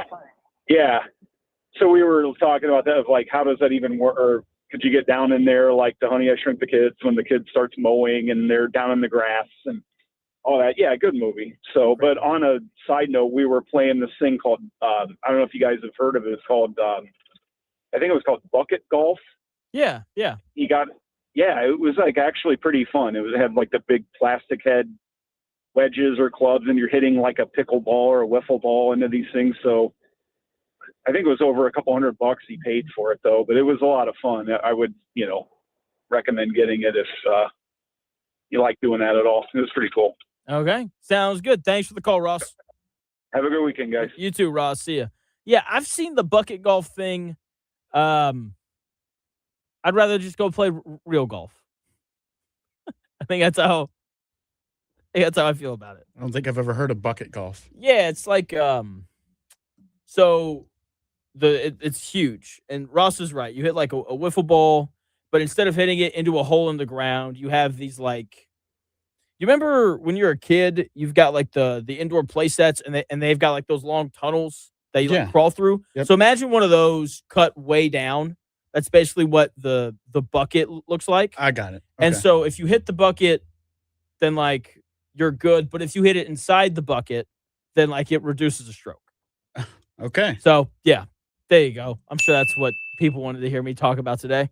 All right, Indianapolis Colts continue to be soft. They continue to show why they just kind of hover around 500. They're just too nice. Way too nice, man. At some point, You have to assert your dominance if you're Chris Ballard. And I just don't think that he does it often enough. News came through yesterday that Kenny Moore was released by the Colts. They released a video about his impact on Indianapolis, not his impact on the Colts, but his impact on Indianapolis during his time here. Here's the audio of the video that they released. I'm really living my dream each day as far as, being a football player, giving back to the community. It's always a reminder of doing community work, seeing the smiles on other people's faces. It just takes a little smile or how you doing or, let me help you out with that. Those reminders are always great to know, like, what I do really matters and who I am matters. Kenny Moore, and it's Kenny Moore. Kenny Moore the second! We need that beat for one of our sounders. I love that. Sounds so good. I could probably take it and loop it. Hey, we could do that. That works. All right. So you heard all that audio. That video is 43 seconds long. And of those 43 seconds, about 35 of them were not about football. They were about how Kenny Moore has impacted the community. And I am glad that Kenny Moore had a positive impact on the city of Indianapolis. I am glad that Kenny Moore is a nice guy and a good human being. The world needs more just genuinely good people. So I'm very appreciative of Kenny Moore and his investment in the city while he was here. I have a problem with that video, though. My problem with that video is that's the video that you make for a guy who's never won anything. I never saw the Peyton Manning video after he left Indianapolis. But I bet there was probably some shots of confetti when they won the Super Bowl. I bet there were some nice little B-roll cuts to the various banners that they raised in Lucas Oil Stadium because of accomplishments that Peyton Manning led that football team to. I would be willing to bet there was little to no footage of the children's hospital that he has his name on here in Indianapolis. The video that they made for Kenny Moore, it's the video that you make for a guy who never won the AFC South. I bet when Marvin Harrison retired, his tribute video was nothing but touchdowns and clips of him celebrating big wins. I don't know if they made a video for Zaire Franklin, but I bet it looked a lot like Kenny Moore's video. I think it'd be really funny if they made a video for Zaire Franklin and they accidentally slipped in like a little montage of him missing tackles. He'd get all mad. He'd be like, what is this? It's like, this is a good recap of what your years here in Indianapolis were like. Missed tackles and community service. If they made a video for Michael Pittman Jr., I bet it would feature a lot of his community service as well. Maybe a couple cool videos from his farm. Again, I love that the Colts are active in the community. I'm glad that their players are good people. That's nice. Makes them easier to root for. But you know what else is really easy to root for? Winning. The Colts releasing that video of Kenny Moore is like a school giving a best attendance award to a kid who failed math. It's lovely that he showed up every day and was nice to the janitor and raised his hand before speaking in class and never ran in the hallway. But at the end of the year, the dude failed math. The grades didn't move. We're over here celebrating the Man of the Year nomination for Kenny Moore while that division banner has dust on it from 2014. If I wanted to watch a highlight reel of guys being pillars of their community, I'd turn on PBS. I turn on the Colts because I want to see them win football games. They haven't really done that with Kenny Moore or any of their other pillars that have now left.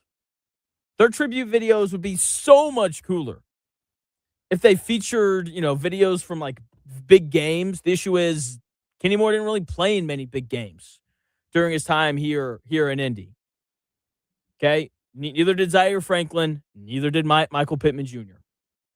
And I noticed that no one was upset when Zaire Franklin left. Everyone's like, yay, get this missed tackle machine out of here. There were many more people that are sentimental about Kenny Moore leaving. I don't understand that. I think they should feel the same way. They both accomplished the exact same thing during their time here. Kenny Moore was a nice player.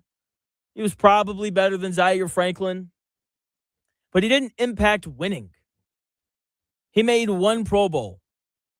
Zaire Franklin at least made All-Pro once. He was second-team All-Pro a couple years ago. That's at least some sort of career accomplishment that when Zaire Franklin's done, he can point at and be like, hey, kids, I was second-team All-Pro. I was the second-best linebacker in football, according to the voters. Those voters obviously didn't watch the Colts. I still wish that the Colts had held on to Kenny Moore so they could trade him for something. But this is who the Colts are. They care more about being nice than they do winning. I've seen so many people say something about how Kenny Moore was a great veteran and how it was so nice of Chris Ballard to grant him his release. That is not what I wanted people saying. I would much rather people be like, you know who sucks? Chris Ballard. Kenny Moore gave so much to the city, and he won't let him go wherever he wants. Good. That's what should have happened. It is not Chris Ballard's job to be nice. Never has been, never will be. It is his job to leverage everything that the Colts have to create as good of a football team as possible. He didn't do that here, which is par for the course for Chris Ballard. Chris Ballard would be a much better NBA general manager than he is an NFL general manager. Because in the NBA, you have to care about the players. You know, whenever Giannis walks into your office and he says, hey, I would like to be traded, you say, great, where to? And then you have to honor his request and send him somewhere that he actually wants to go. This is one of my problems with the NBA. They're way too nice to these guys that they're paying millions upon millions upon millions of dollars to. It's like, man, I can't believe that the Colts won't let Kenny Moore go wherever he wants to. It's like, yeah, they're paying him $10 million. I think they should have somewhat of a say in what they get back. And this is the beauty of the NFL. You can send guys wherever you want. It is so much easier to be a general manager in the NFL because of that. You don't have to worry as much about, players getting mad and upsetting agents and doing all those things. That's an NBA GM thing, not an NFL one.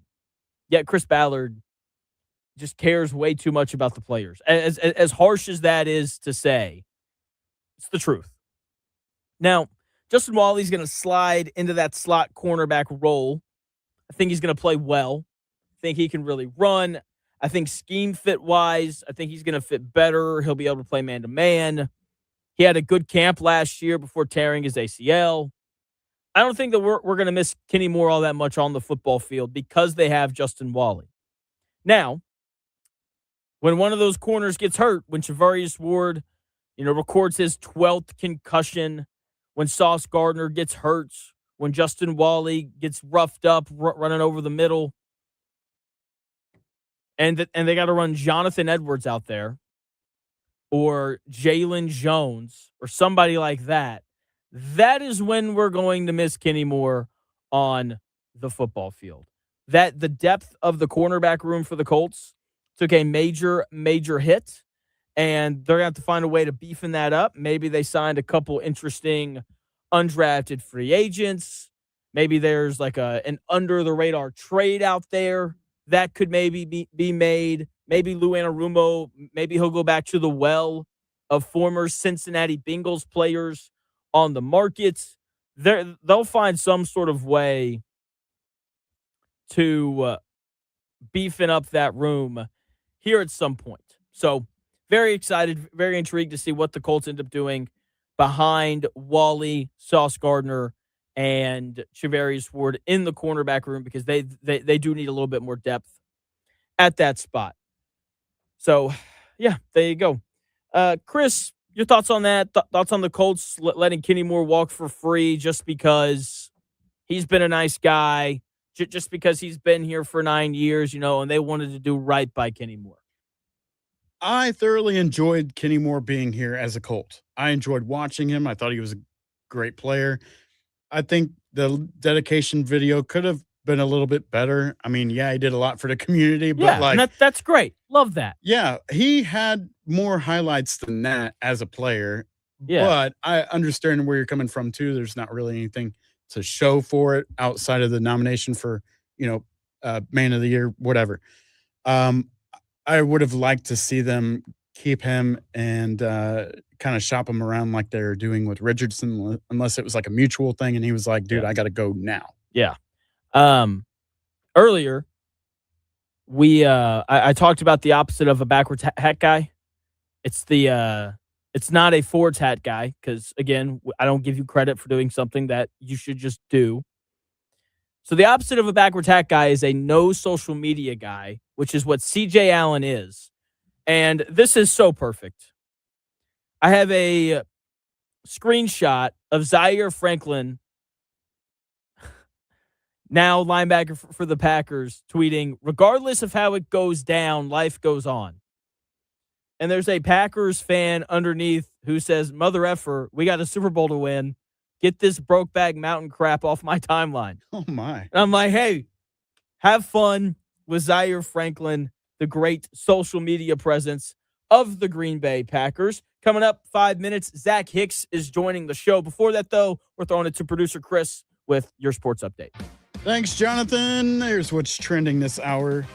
Not only in Indy, but around the sports world. The NFL schedule set to be released next Thursday, May 14th. You can check out the full breakdown on NFL Network at 8 p.m. Colts have been advertising a schedule prediction contest on social media, but I have yet to find any links that actually help you participate in this. Maybe you guys can help me out with that. The Pacers have a 14% chance of getting the number one pick in Sunday's NBA draft lottery. That'll be on ABC at 3 p.m., just in case you need to adjust any Mother's Day plans accordingly. Super early March Madness projections for the Indiana Hoosiers, currently projected as a number 6 seed. How about that in the West, or the number 8 in the East? Coach Darian DeVries' squad jumped into the early top 25 rankings this week after landing a top 3 transfer class, headlined by Marcus Burton and Aiden Sherrill. More coming up on the Real Jonathan Smith Show on Sports Ticket 1430.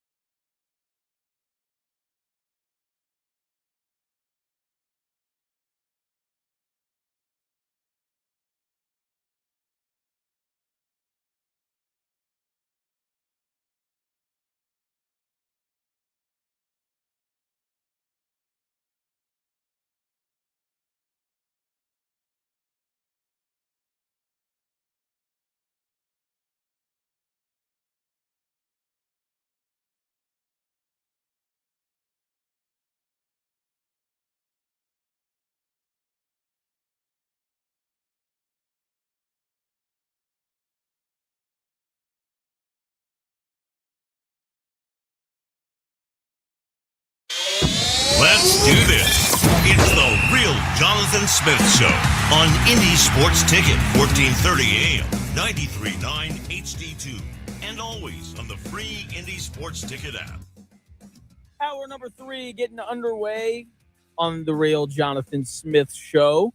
Getting you ready for the weekend, getting you ready for Colts rookie camp, which starts today. Joined now by the one and only Zack Gray from Locked On Colts, or as producer Chris refers to him, the bathroom floor guy. What's going on? It's very true. Very true. You know, it's good acoustics here in the bathroom, so you guys don't knock it till you try it, you know? So, hey, it sounds good. I like it. Where to start, man? Let's start with on a lighter note. So last time you were on, I told you about my backwards hat thing, where if you wear a backwards hat, not really a fan of it. I think that's a bad sign for things to come.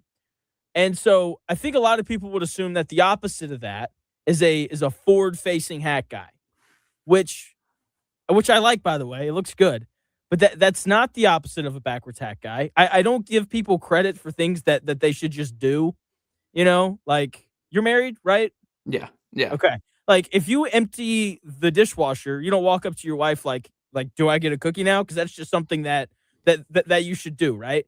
Yeah. So the opposite of a backwards hat guy is a no social media guy, which is CJ Allen. Yeah. I heard that this morning, and I was like, dude, this guy's all about ball. Rookie camp is starting today.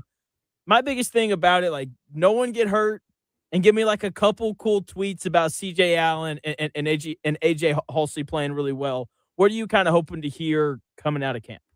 Yeah, I mean, I think overall just health is the most important part of all this when it comes to rookie camp, because basically what rookie camp is, like, you get your draft picks in there. They're not really doing a ton. You know, you're kind of treating them like they're veterans in actual training camp, right? Where, like, DeForest Buckner's only out there half the time because, look, we know who DeForest Buckner is, right? It's training camp. He doesn't need it. So that's kind of where the drafted guys are. It's kind of bigger for the undrafted free agents and for the tryout guys.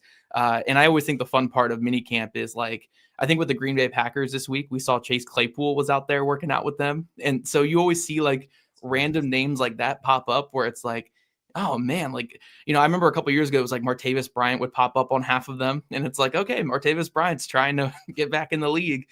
So I think, you know, things like that are always fun to see. But yeah, everybody stay healthy. Undrafted free agents, you know, stay on the roster following this and see who makes the team out of that. Because, you know, 1 or 2 of these mini camp guys typically get the call to make the team for, you know, a little bit. So that's really the biggest thing with mini camp. But yeah, stay healthy, stay happy, get out there and look good. I think that's the biggest thing for, like, the drafted players. Is there an undrafted free agent or tryout guy that you really like? I haven't looked at the tryout list yet, but I know, like, of the undrafted free agents, Cam Ball from Arkansas, I really like. That's probably my biggest one. Big explosive player, multiple-time team captain down there at Arkansas. Had a couple of injuries, which led to him falling, I think, to undrafted, but I would have drafted him in this past class. I think Nolan Rucci, the offensive tackle from Penn State as well, I probably would have drafted. Not the best athlete overall, but 6'8", 312 pounds, reaches block to the second level fairly well. I would have taken a shot on him in the draft. So getting him an undrafted free agency, I think, is pretty good. And yeah, just a couple of these, like, receivers as well, just seeing if any of them can provide any kind of boost or spark, I think would be really interesting. But I think Ball and Rucci are probably my 2, like, big ones I'm circling. Joined by Zack Hicks from Locked On Colts. Does a great job writing as well. He has a personal YouTube channel. So if you want a 40-minute breakdown on Jalen Farmer, just go search for Zack Hicks. It's really good. It's interesting stuff. He has quickly become, like, my favorite Colts draft pick this year just because of the way that he mauls dudes. I want to talk about him a little bit, but before we do that, Kenny Moore released yesterday. Here's my question, and you're smarter than I am, so maybe you can help me out here. So they also announced yesterday that they were going to hold on to Anthony Richardson, because I think part of the idea behind that is, like, a quarterback somewhere is going to get hurt. Maybe we can move him then. I understand that, like, Kenny Moore's been here a long time, and Chris Ballard's a nice guy, and he wants to do right by his players. But at what point is it like, Kenny, man, like, we love you, we're going to move you, but right now we're just not getting what we want back? Like, can you stay here for a month? Someone else somewhere's going to get hurt. We can move you then. Why can't they do that with Kenny Moore? Yeah, I think the biggest thing is money. Money is probably the big equation there, big part of the equation there, because I think with Kenny, the acquiring team was going to take on like $10 million regardless, right? Pre or post June 1st, where Richardson, I think the acquiring team doesn't take on much at all post June 1st because his roster bonus becomes guaranteed with the Colts. He makes at least $5 million. And I don't think the acquiring team really owes him anything. Whereas if you trade for Richardson prior to June 1st, I think the acquiring team would pay him the $5 million. So it's not a ton. There's a lot of teams that still have plenty of cap space, but I think when you look at like the Richardson situation, he's what, 23, 24 at this point. He's not very old. He's not still 19? I thought Yeah, he was he's still always 19. Yeah, right. He's always 19. It's the Jason Tatum thing, right, where he's always 19 years old. But yeah, so he's still a younger player, and then if you're not going to really pay him like above like vet minimum, it makes it more enticing of a trade option. Where with Kenny Moore, we're talking about a player who's over 30 years old. $10 million is a bigger cap hit to take on for these teams, and you don't even know like if you're getting Kenny Moore, you're acquiring him to start, right? With Richardson, you're acquiring him to be a backup at this point at best, right? So I do think it's just different situations. And like you said, Ballard, he does this with guys who have like paid their dues with the organization, right? He takes a loss to keep these guys happy. And who knows, maybe that helps in free agency. Maybe that helps with retention, right? Like keeping like an Alec Pierce, for instance, because he sees how Ballard treats players in the organization and around the organization. So who knows if that's a good or a bad thing? I've had my complaints with that in the past, particularly with what they got for Michael Pittman Jr., for instance. I'm still a little frustrated by how little they got in that trade, but it's the push-pull of doing business here with players in the organization. So, yeah, I think they did concede a little bit with Kenny. I would have liked if they would have explored the trade option earlier in the summer or earlier here in the spring, they probably could have gotten something out of him, but because it was so close to the draft, because it was after teams already solidified their free agent boards and were already looking at the draft, it made it hard to really make a trade happen there. So kind of just unfortunate, a little bit of mismanagement by the Colts as well, but I think this was the likely avenue there. But to fully answer your question, yeah, I think a lot of it just comes down to money and age. Richardson, they'll probably be able to move him post June 1st, where Kenny, I don't think it would have made a difference either way. So why not get ahead of it and let him pick out his next team? Any chance that the Colts hold on to Anthony Richardson past the preseason with the hopes of like he'll play preseason games, maybe he looks really good, and maybe we can get a little bit more for him? Maybe. I just don't know like if you're really raising the value too much after that, because look, he's not going to be the backup quarterback this season. He might get some reps in the summer here with the first team just to relax Riley Leonard's arm a little bit, but Leonard's going to get almost every single rep with the first team until Jones is back in like late August, early September. So I don't anticipate him getting much with the first team. He'll get some run in the preseason, but once the regular season starts up, he'll be the scratch third quarterback at best on this team. So you're not really raising value if he's the scratch third quarterback for like 4 weeks, right? The first month of the season. So I do think the best time, like get a deal done before August, probably. But if you have to take into August a little bit, maybe you can get a deal done. But I think once we get out of August, you're just making a very like volatile situation worse, because the last thing you want when you go into the regular season is a guy on your roster who doesn't want to be here. And your coach clearly doesn't want him here either.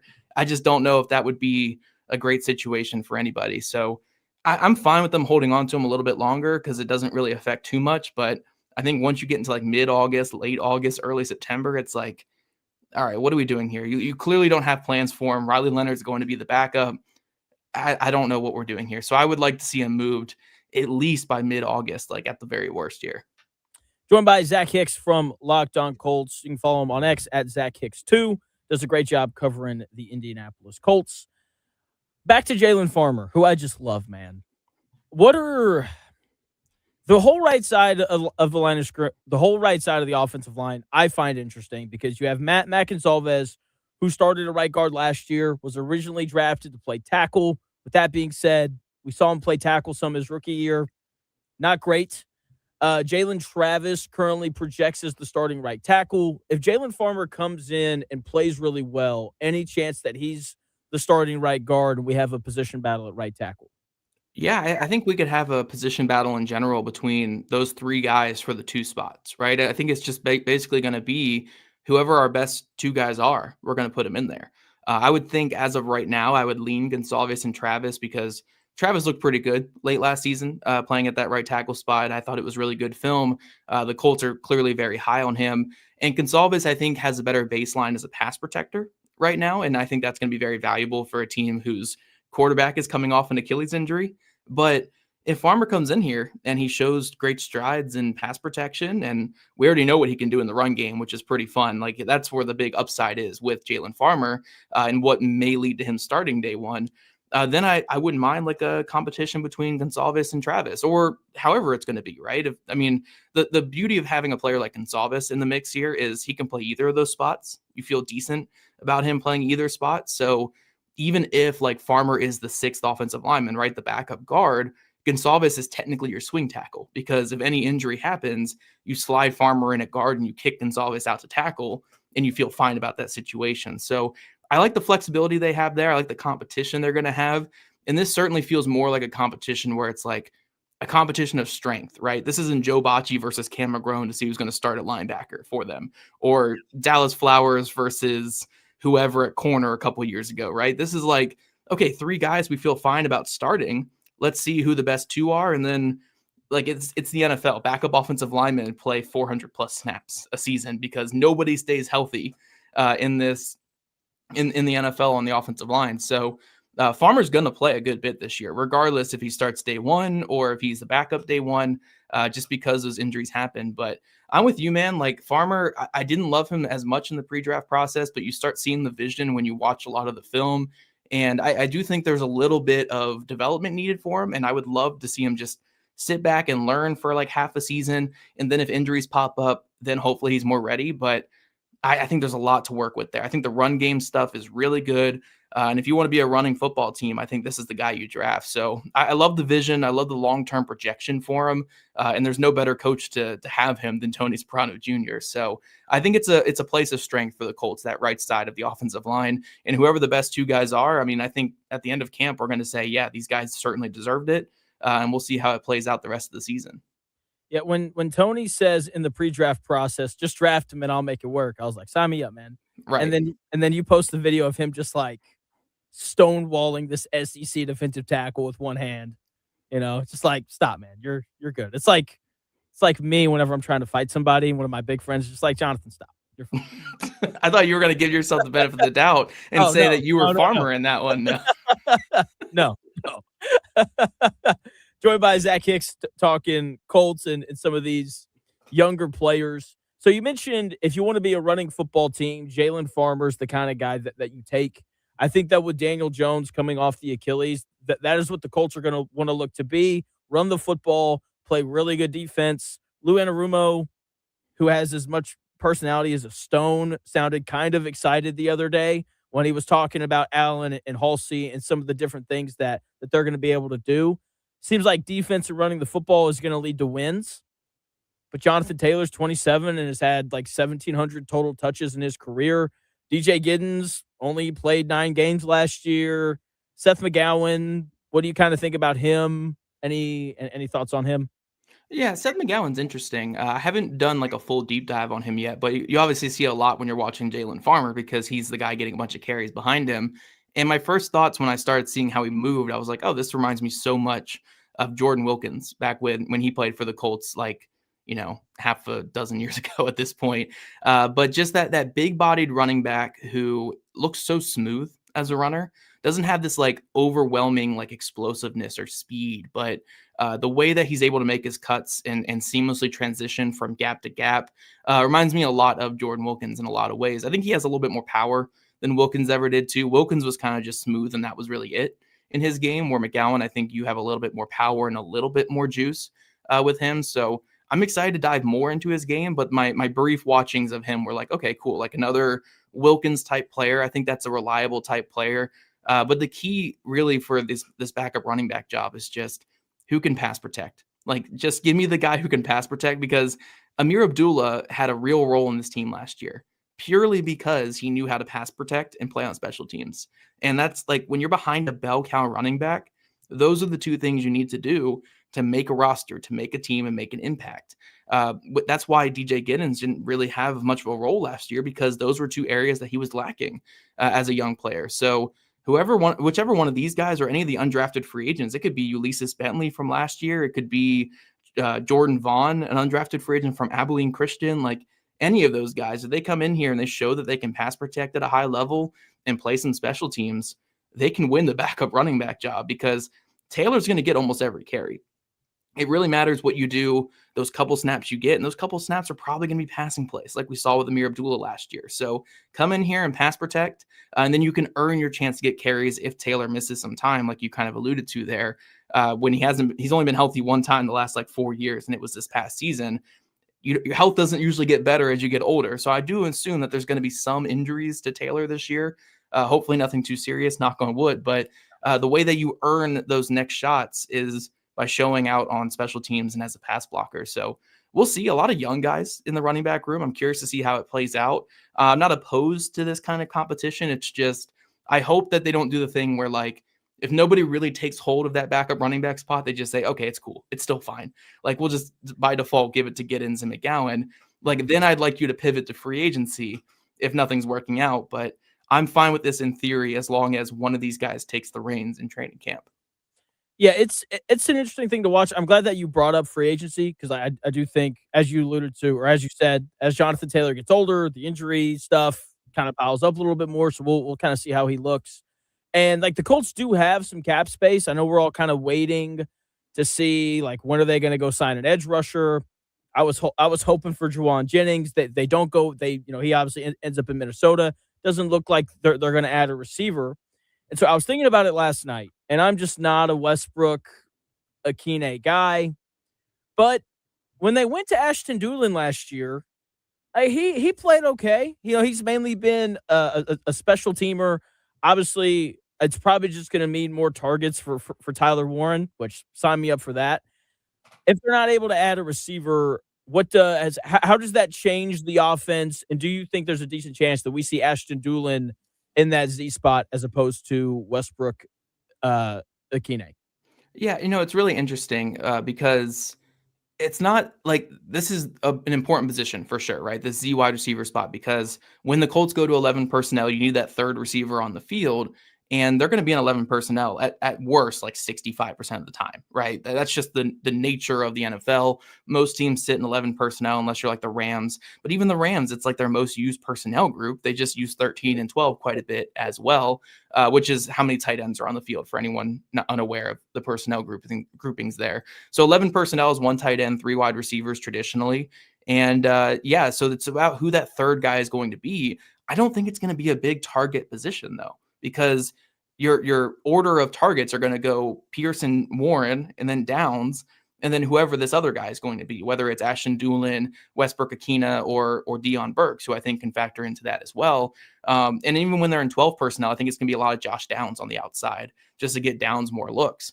But to fully answer your question, I think Doolin is capable of this. Like, when we've seen him called upon in that role, whether it's Alec Pierce missing some time, Michael Pittman Jr. missing a little bit of time, A.D. Mitchell being benched, for his stuff in the last couple of years, Doolin's always answered the call. It's just, can he stay healthy for a full season if he's getting offensive snaps? Because that's been the big question for him. He's been on IR quite a few times in his career with the Colts.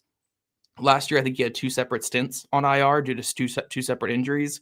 So as long as he can stay healthy, though, I think he's fully capable of it. It's just that big question there. But I don't hate the combination of Doolin and Burks and Westbrook Akina getting like reps there, right? Because I think Doolin is a very capable NFL receiver who can do what they need him to do at that Z receiver spot. I'm very intrigued by Deion Burks. If he comes in and has a good training camp, I think he can play some Z wide receiver with his speed, his explosion, and his strength for a smaller receiver too, which is really fascinating. So I don't hate the combination they have there. It just goes back to the same thing that we talked about with running back, where it's like, look, if Doolin gets banged up in camp and Burks just isn't that guy yet, you can't just be sitting on this and say, don't worry, we have Treadwell and Westbrook Akine. That's just not going to be good enough for your team. So I think in theory, like as long as Burks shows that he was a steal in this draft and Doolin does the Doolin thing that he's done the last couple of years, I'm fine with this. But it has to be under those conditions. If not, then I think you got to go get some veteran receiver, maybe make a trade for a receiver or something like that. But I'm fine with going into camp with this. It's just let's see how these guys do in training camp and then reassess from there. The Deion Burks thing is interesting, and you mentioned last thing here for you, Zach, and I'll let you go. You mentioned Downs maybe playing outside a little bit as well. How does that work with smaller receivers? Because the arm length and all those things, it can be tough when teams are playing bump and run and those kinds of things. How does that? Because like with Pittman, he's just so big and strong. You just kind of expect for him to win early. But with Downs and Burks, like that just seems kind of problematic if you're throwing them out wide. Yeah. So just real quick here, not to go too crazy for everyone listening. When you put these smaller guys in the slot, the reason why you do it is to hide them from press coverage in a lot of ways, right? And even though slot guys can be up on the line, because they have two-way goes, which means they can go left or right off the snap, it makes it harder to press them because there's no like you can shade inside on the outside receiver and press them to the sideline, and it gives you that advantage. Where if you're trying to press a slot guy, if you try to press him to the right or press him to the left, he's just going to go that way and he'll have a step on you, right? So that's how you can always hide these smaller receivers in the slot. But another way you can give them a little bit of advantage is as a Z wide receiver. The Z wide receiver is the receiver on the outside that is off the line of scrimmage, right? So while Alec Pierce is on the line as the X wide receiver, he's going to have guys in his chest, right? Like right up on his face. But he's Alec Pierce, right? He beats press coverage pretty well. He's big, strong, fast, explosive. If you press him, he's just going to run right past you, right? So the Colts have their long-term X guy, and we always see teams reach for X receivers because it's so hard to find big body guys who can win against press. Look at the 49ers taking Stribling at 33, right? Because it's hard to find an X receiver. So all this to say, like Downs at Z receiver, I'm not saying it's a perfect one-to-one. I don't love it overall, but if you're going to have him play on the outside, I think he can do some Z receiver stuff because he's so quick and shifty. He doesn't really have like the greatest long speed ever, but we look at like Devontae Smith in Philly, for instance, right? He's a little bit taller than Josh Downs. I think Downs is like 5'9", Smith's like 6 foot at best, like 6 foot. But they're similar weights, like 170s is what they both kind of weigh, 180s. Very skinny players. But when Shane Steichen had Smith, a lot of it was, use your quickness as that Z receiver. We're going to motion you into bunches a lot, so you're not really having a defender right up on your face, and using him on these like cheat motion things. Like Tyreek Hill was a Z receiver everywhere he's gone, never in the slot really, because you could just motion him in these cheat motions, get him some running starts, and have him run away from guys. So I do think it's possible for a smaller guy to play on the outside as long as you are strategic about how you're moving them around. Ideally, you want big guys out there just because they can fight through the contact a little bit better. But, Downs is so hard to corral because he's so shifty and so quick that I think as long as you're moving him a lot pre-snap, you're kind of using him the way they have in the past couple years in those 12 personnel sets, 13 personnel sets, I think they'll be fine. So I'm not terribly concerned with him out there, but we'll have to see what it looks like in training camp because some guys can't play out there. I think he has the quickness, but we'll see if he has the long speed to really threaten from the edge. That'll be the big question for him. And we'll get a good look. When you're taking on Travarius Ford and Sauce Gardner, you find out really quickly if you can do it or not. Zach, thanks for your time, man. Any YouTube videos coming out? I'm sure you and Jake are working on something today for Locked On Colts. What all is coming up from you? Yeah, we'll be talking about, I think Shane Steichen's talking here at 3, so we'll talk a little bit about Shane Steichen's comments, if he gives us anything, that is. I know Jake is sitting there waiting currently. For YouTube, I just posted my Bryce Betcher breakdown.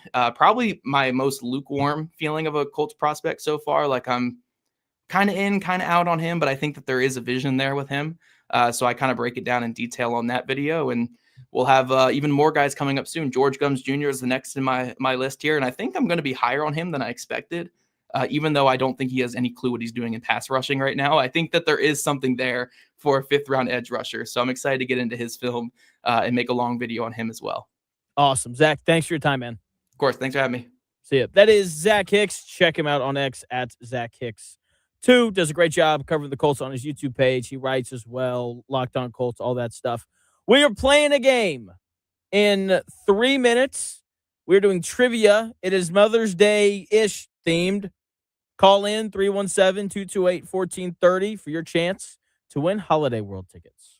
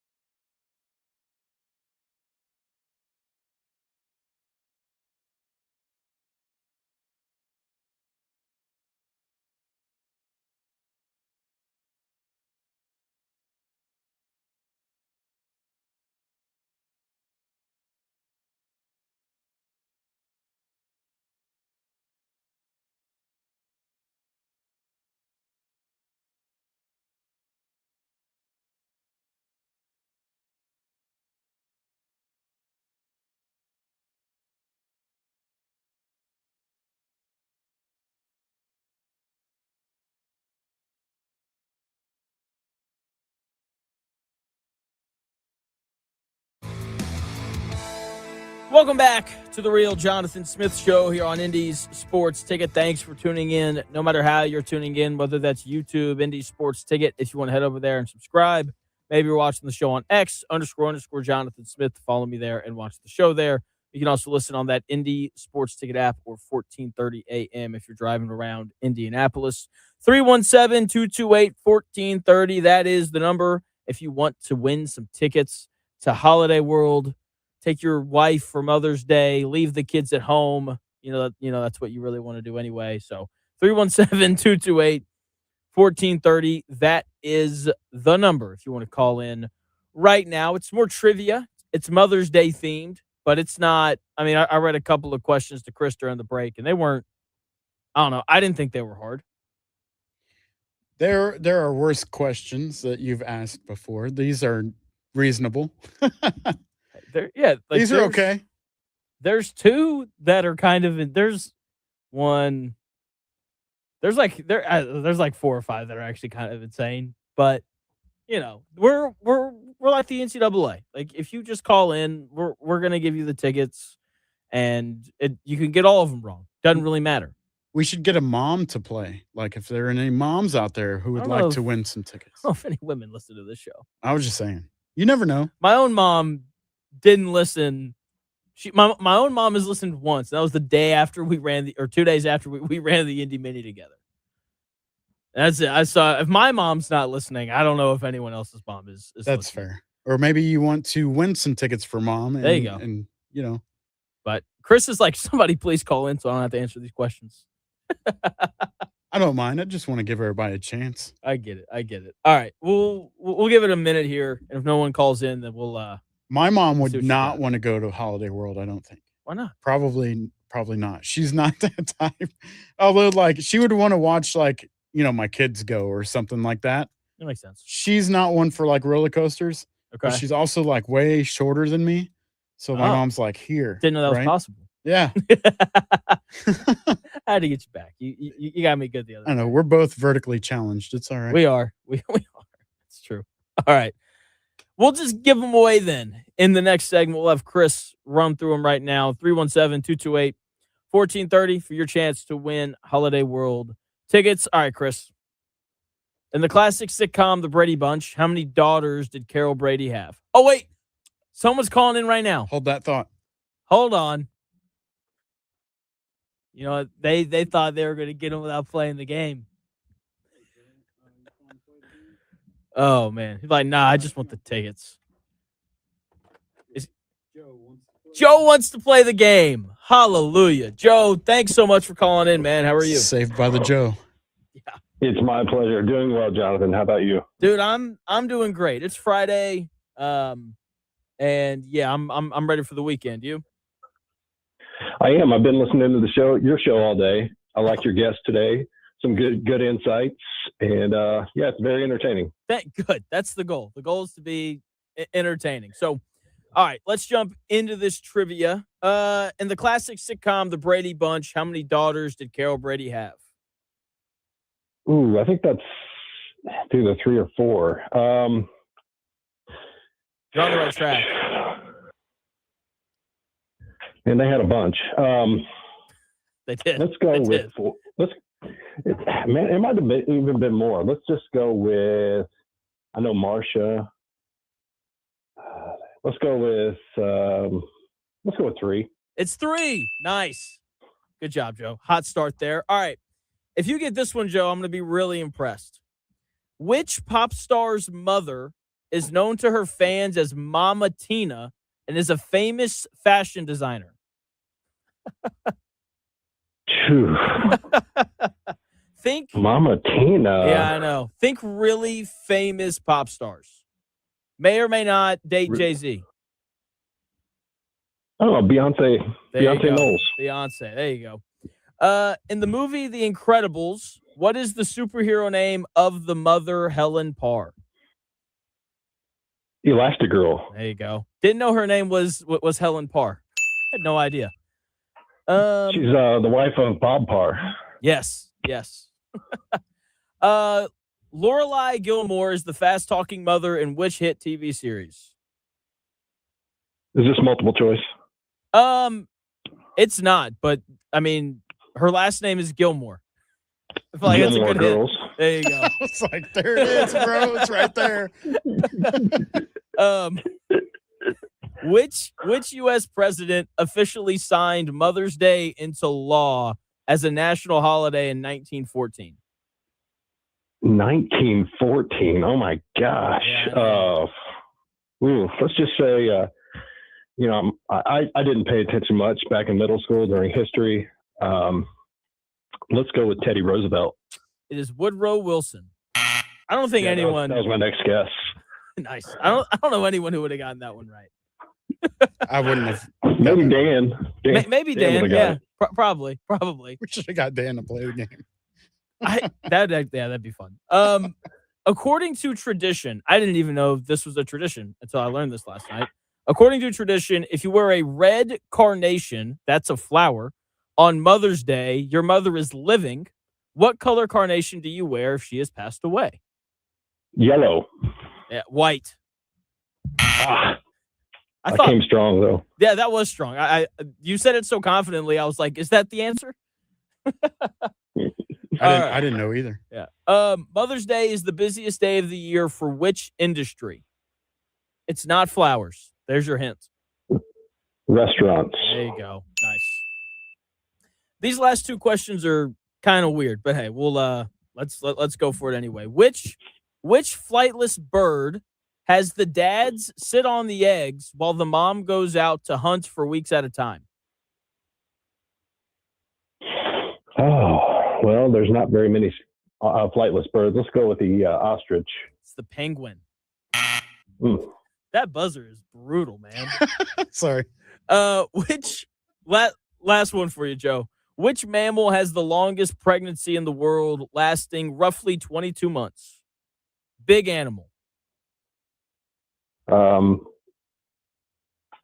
Is it a dolphin? The elephant. That's a tough Elephant. one. Yeah. Tough one. Joe, thanks for calling in. What do you think of the Colts this year? I think we're set for another 9-8 type of season. I think it'll be a slow start, and then Daniel Jones gets stronger as the season progresses, as long as he stays healthy. Could be looking at a playoff spot and maybe the first playoff win, and probably not a division. Probably not. Joe, thanks for calling in. Hold on the line. We'll have Chris grab your information so we can get those tickets over to you, okay? Thank you, sir. You got it. Big shout out to Joe for calling in and helping us out there. Right at the horn. All right. In 3 minutes, we will come back. We will wrap up the show with more discussion on what's going on this weekend.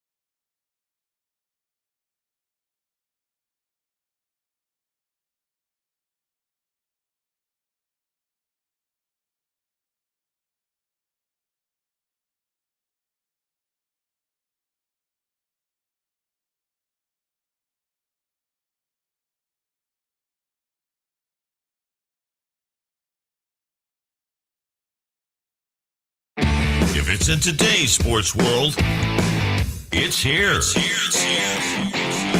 The real Jonathan Smith Show on Indy Sports Ticket 1430 AM, 93.9 HD2, and always on the free Indy Sports Ticket app.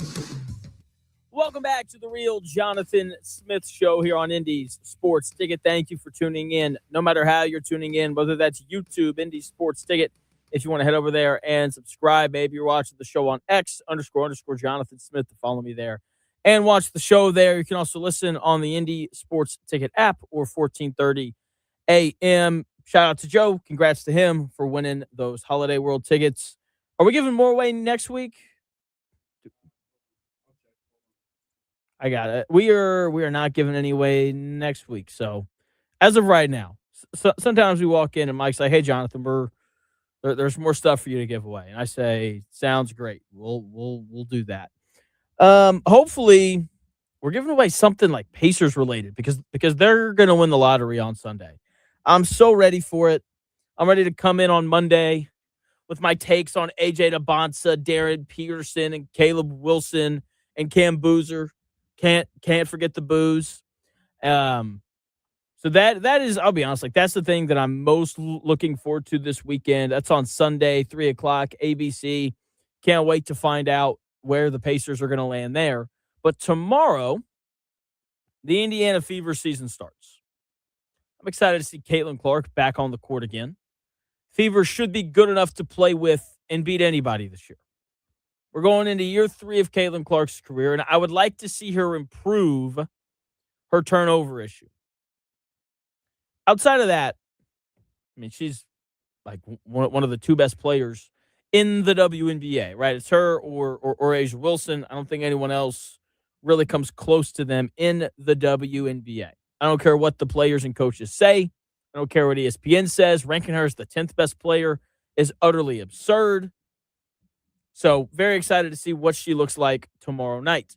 I'm going to be honest. When I talk about the Fever, I'm talking about Caitlin Clark, right? The rest of the players on the team probably won't get mentioned unless they go crazy getting buckets or they consistently blow layups or they tackle a girl in Caitlin Clark's defense like Sophie Cunningham did last year. It's the Caitlin Clark show. New line, all right?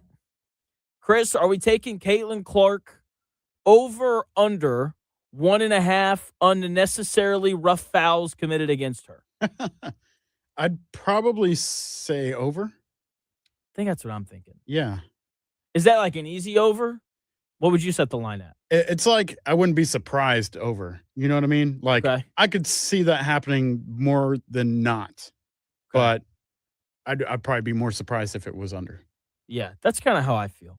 I think, she'll probably get punched in the face once on accident.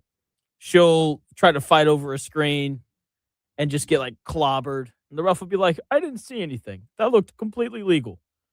Legal screening position." She was in there. It's like, okay, bro, whatever. So anyway, the Indiana Fever, back to what I was talking about. The Indiana Fever are less like a basketball team and more like Beyonce and Destiny's Child. I know there are other women on that stage, and they're very talented, but nobody buys a ticket to see backup singers. Everyone's going for the headliner. If Aaliyah Boston or Lexi Hole want to mention, then they got to do something spectacular. If not, then I'm going to continue the focus on Caitlin Clark because the rest of the Fever team and the rest of the WNBA, they're just lucky to be on the bus. Eddie White said it at the beginning of the show. She took a league that nobody cared about at all. She took a league that paid the athletes so little that they'd have to go play in Europe in the offseason. Okay? She pulled it completely out of darkness. She's driving the bus. And I'm sure that hurts some people's feelings. That's fine. But that's the reality of it. I like to live in reality. Okay? The rest of the WNBA, they're riding on her coattails. It's the reality of it. And no one likes the popular girl. The popular girl's friends don't like her. It's not her fault. Women are just naturally seem to get a little more jealous than men do. And the rest of the WNBA is going to continue to go after her as long as she's on top. It starts tomorrow when they host the Dallas Wings, who are very talented. We've got the 4 most recent number 1 overall picks playing tonight. Can't wait. Give me the Fever -7.5. We are also taking the Reds on the money line and the Guardians on the money line. Those bets coming from Zack Gray earlier. And then our Brendan Sorsby. Let me make sure I get the title right here. Our Brendan Sorsby gambling addict. If you made this bet, you may want to call the helpline bet this week. Victor Wembanyama, 8+ points tonight in the first quarter. I think he comes out like a man possessed. One of the most entertaining things in sports is, right now at least, is when Victor Wembanyama has a stretch where he utterly dominates the game. Where it's like he hits a 3, comes down the court, rejects a layup. Someone finds him, he hits another 3. Opposing team brings the ball back down the floor. They think about going up for a layup, but they don't because Wemby's there. And then they miss a 3, and then Wemby grabs the rebound, and he goes coast to coast, and he dunks it. And you blink, and it's like, oh, my gosh. Wemby just dominated those 6 possessions in a row. It's incredible stuff to watch. Obviously, the Spurs dropped game 1. They're going to come out absolutely possessed tonight, trying to earn home court advantage back against a very good and very tough Minnesota Timberwolves team. I think people are not as high on them after seeing them get absolutely smacked in game 2. But that was the most, we got one game, we're cool effort I've seen from an NBA team in a while. Just like, all right, we won game 1. We're okay. And that game is tonight. It's at 9:30. I can't wait. All right, my wife's going to be like, Jonathan, we should watch a movie tonight. Like, we are going to watch a movie. The movie's called Wembanyama versus Anthony Edwards. Buckle up. It starts at 9:30. And how do you think that ends for you, Jonathan? What do you think she says to that? She rolls her eyes and says, Yeah, okay, probably. Jonathan, we can watch basketball. That's fine. That's what it is. Fair enough. It's like, Jonathan, you took me to get tacos on Tuesday from Condado, so fine. We can watch basketball tonight. That's yeah. You're shaking your head, but that's how it goes.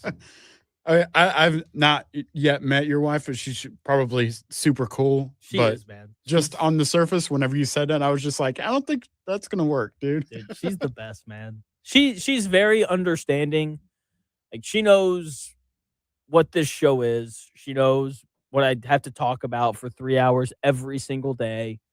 And so whenever stuff is on, she's always like, yeah, Jonathan, watch whatever you need to. I'll read a book, crochet, make T-shirts, whatever. And then whenever something's not on, we do whatever she wants. We go paint pottery.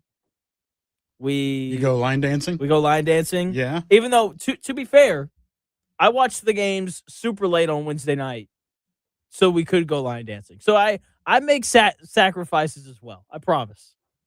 You're a good husband, my friend. Hey, man, I do my best.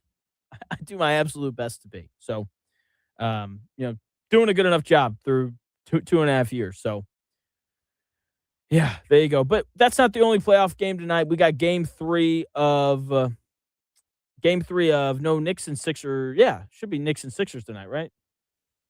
That's probably wrong, actually. Yeah, no, I was right. Look at me go. Philly's favored tonight, -1.5. I've got no idea if Joel Embiid is back in the mix or not. And I think one of the biggest things with these games that is so important for people to remember whenever you're betting games or predicting who's going to win a series and how many games it's going to go. Because the Knicks in game 1 absolutely dominated. Sixers played a lot better, had a chance to win game 2 on Wednesday. Tonight, though, I would be very surprised if Philly didn't win. You cannot fake desperation in sports. No matter how hard you try, when you're up 2-0, your subconscious knows that you're up 2-0. That you're up 2-0. That you're up 2-0, and you have home court advantage in your favor. No matter what you try to tell yourself. You know, you can do the whole they're good. You know, they're gonna be coming tonight. We got to be ready to go. Doesn't matter. Your subconscious knows that you're up 2-0. We're gonna see the 76ers play incredibly desperate tonight at a level of desperation that the Knicks can't match because they're up 2-0. It's something that you just can't fake in the playoffs. Everyone hates the Oklahoma City Thunder right now. And I'm seeing all these montages of them like flopping and flailing. And I hate it a lot. Unless it's against the Lakers. Because the Lakers get every call. They get every call. They get every benefit of the doubt. I love that J.J. Redick went to the podium last night to whine and complain about how LeBron James gets the worst whistle of any superstar he's ever seen. Dude's clearly never seen Steph Curry then or Shaquille O'Neal or anybody like that. To say LeBron James gets a bad whistle is utterly absurd, and I get it. You got to stand up for your guys and do those kinds of things. But I just, disgusting. Not really. It makes me so happy to see that the Lakers are going to get swept because I am a sports fan, and to be a sports fan means to be a hater. It's just the reality of it. You're gonna have teams you like, you're gonna have players you like, and then you're gonna have teams that you sports hate, right? Not actually hate, but sports hate, right? And the Lakers are on that list for me. So go Thunder until the Western Conference Finals. The other game last night, talked about it a little bit earlier, man. Cade Cunningham, such a stud. That dude's he's so good at basketball. And with that being said, people are getting a little too happy about him. He's not the best point guard in the East. It is Tyrese Halliburton. Can't wait to see what he looks like when he is back in the fold next week. All right, we are at the end of the show. What are we calling this segment? This is called What Did We Learn Today? All right, as we are now doing, we are going to close out the show with Chris highlighting everything that we learned today. All right, class, what did we learn today? I like that music too. This might be everything that I learned today, but those of you at home or in your cars or whatnot, you guys might have learned this too. So what we learned today is the last thing we would expect Eddie White to bring as a gift is cake pops. That's one of them. We also learned that Anthony Richardson is the equivalent of a muddy used car that nobody wants to buy. Also, we learned that nobody gives Jonathan a cookie for emptying the dishwasher. I do not. We learned that Jonathan is not a fan of all-star games and will not go to company outings if he is required to participate in what he does for a living. Fair enough. We learned that Jonathan knows more about Beyonce than we would ever guess. So good on you for that. She came up like 3 times today. I know. You love you some Beyonce, don't you, buddy? I guess. All right. What else we learned today is as long as Jonathan buys you tacos, he can watch whatever he wants, whenever he wants. Last but not least, what we learned today, when Jonathan left his old job at the bank to come back here, he did not get a Kenny Moore type tribute video showing his hard work while he was there. I did not. And that is what we learned today on the Real Jonathan Smith Show. I did not get a tribute video when I left Fifth Third Bank. I did not. You should have, though. I'm sure you worked hard there. I did. I was okay at the job. I was okay. If we have a really slow news day, we can get my old boss to come on. Good deal. We can have her give me a performance review on the air. Awesome. Shout out to Holly. She's great. All right. Great show today, Chris. Great week. You're only here 3 days next week, and then you're off to Ohio. Yeah, Sonic Temple, big music festivals next weekend. So I'm going to be doing that. You'll have a couple fill-ins on Thursday and Friday. We'll do a little preview on Wednesday before I go, but I will see you on Monday as well. Yep. See you guys on Monday. Have a nice weekend.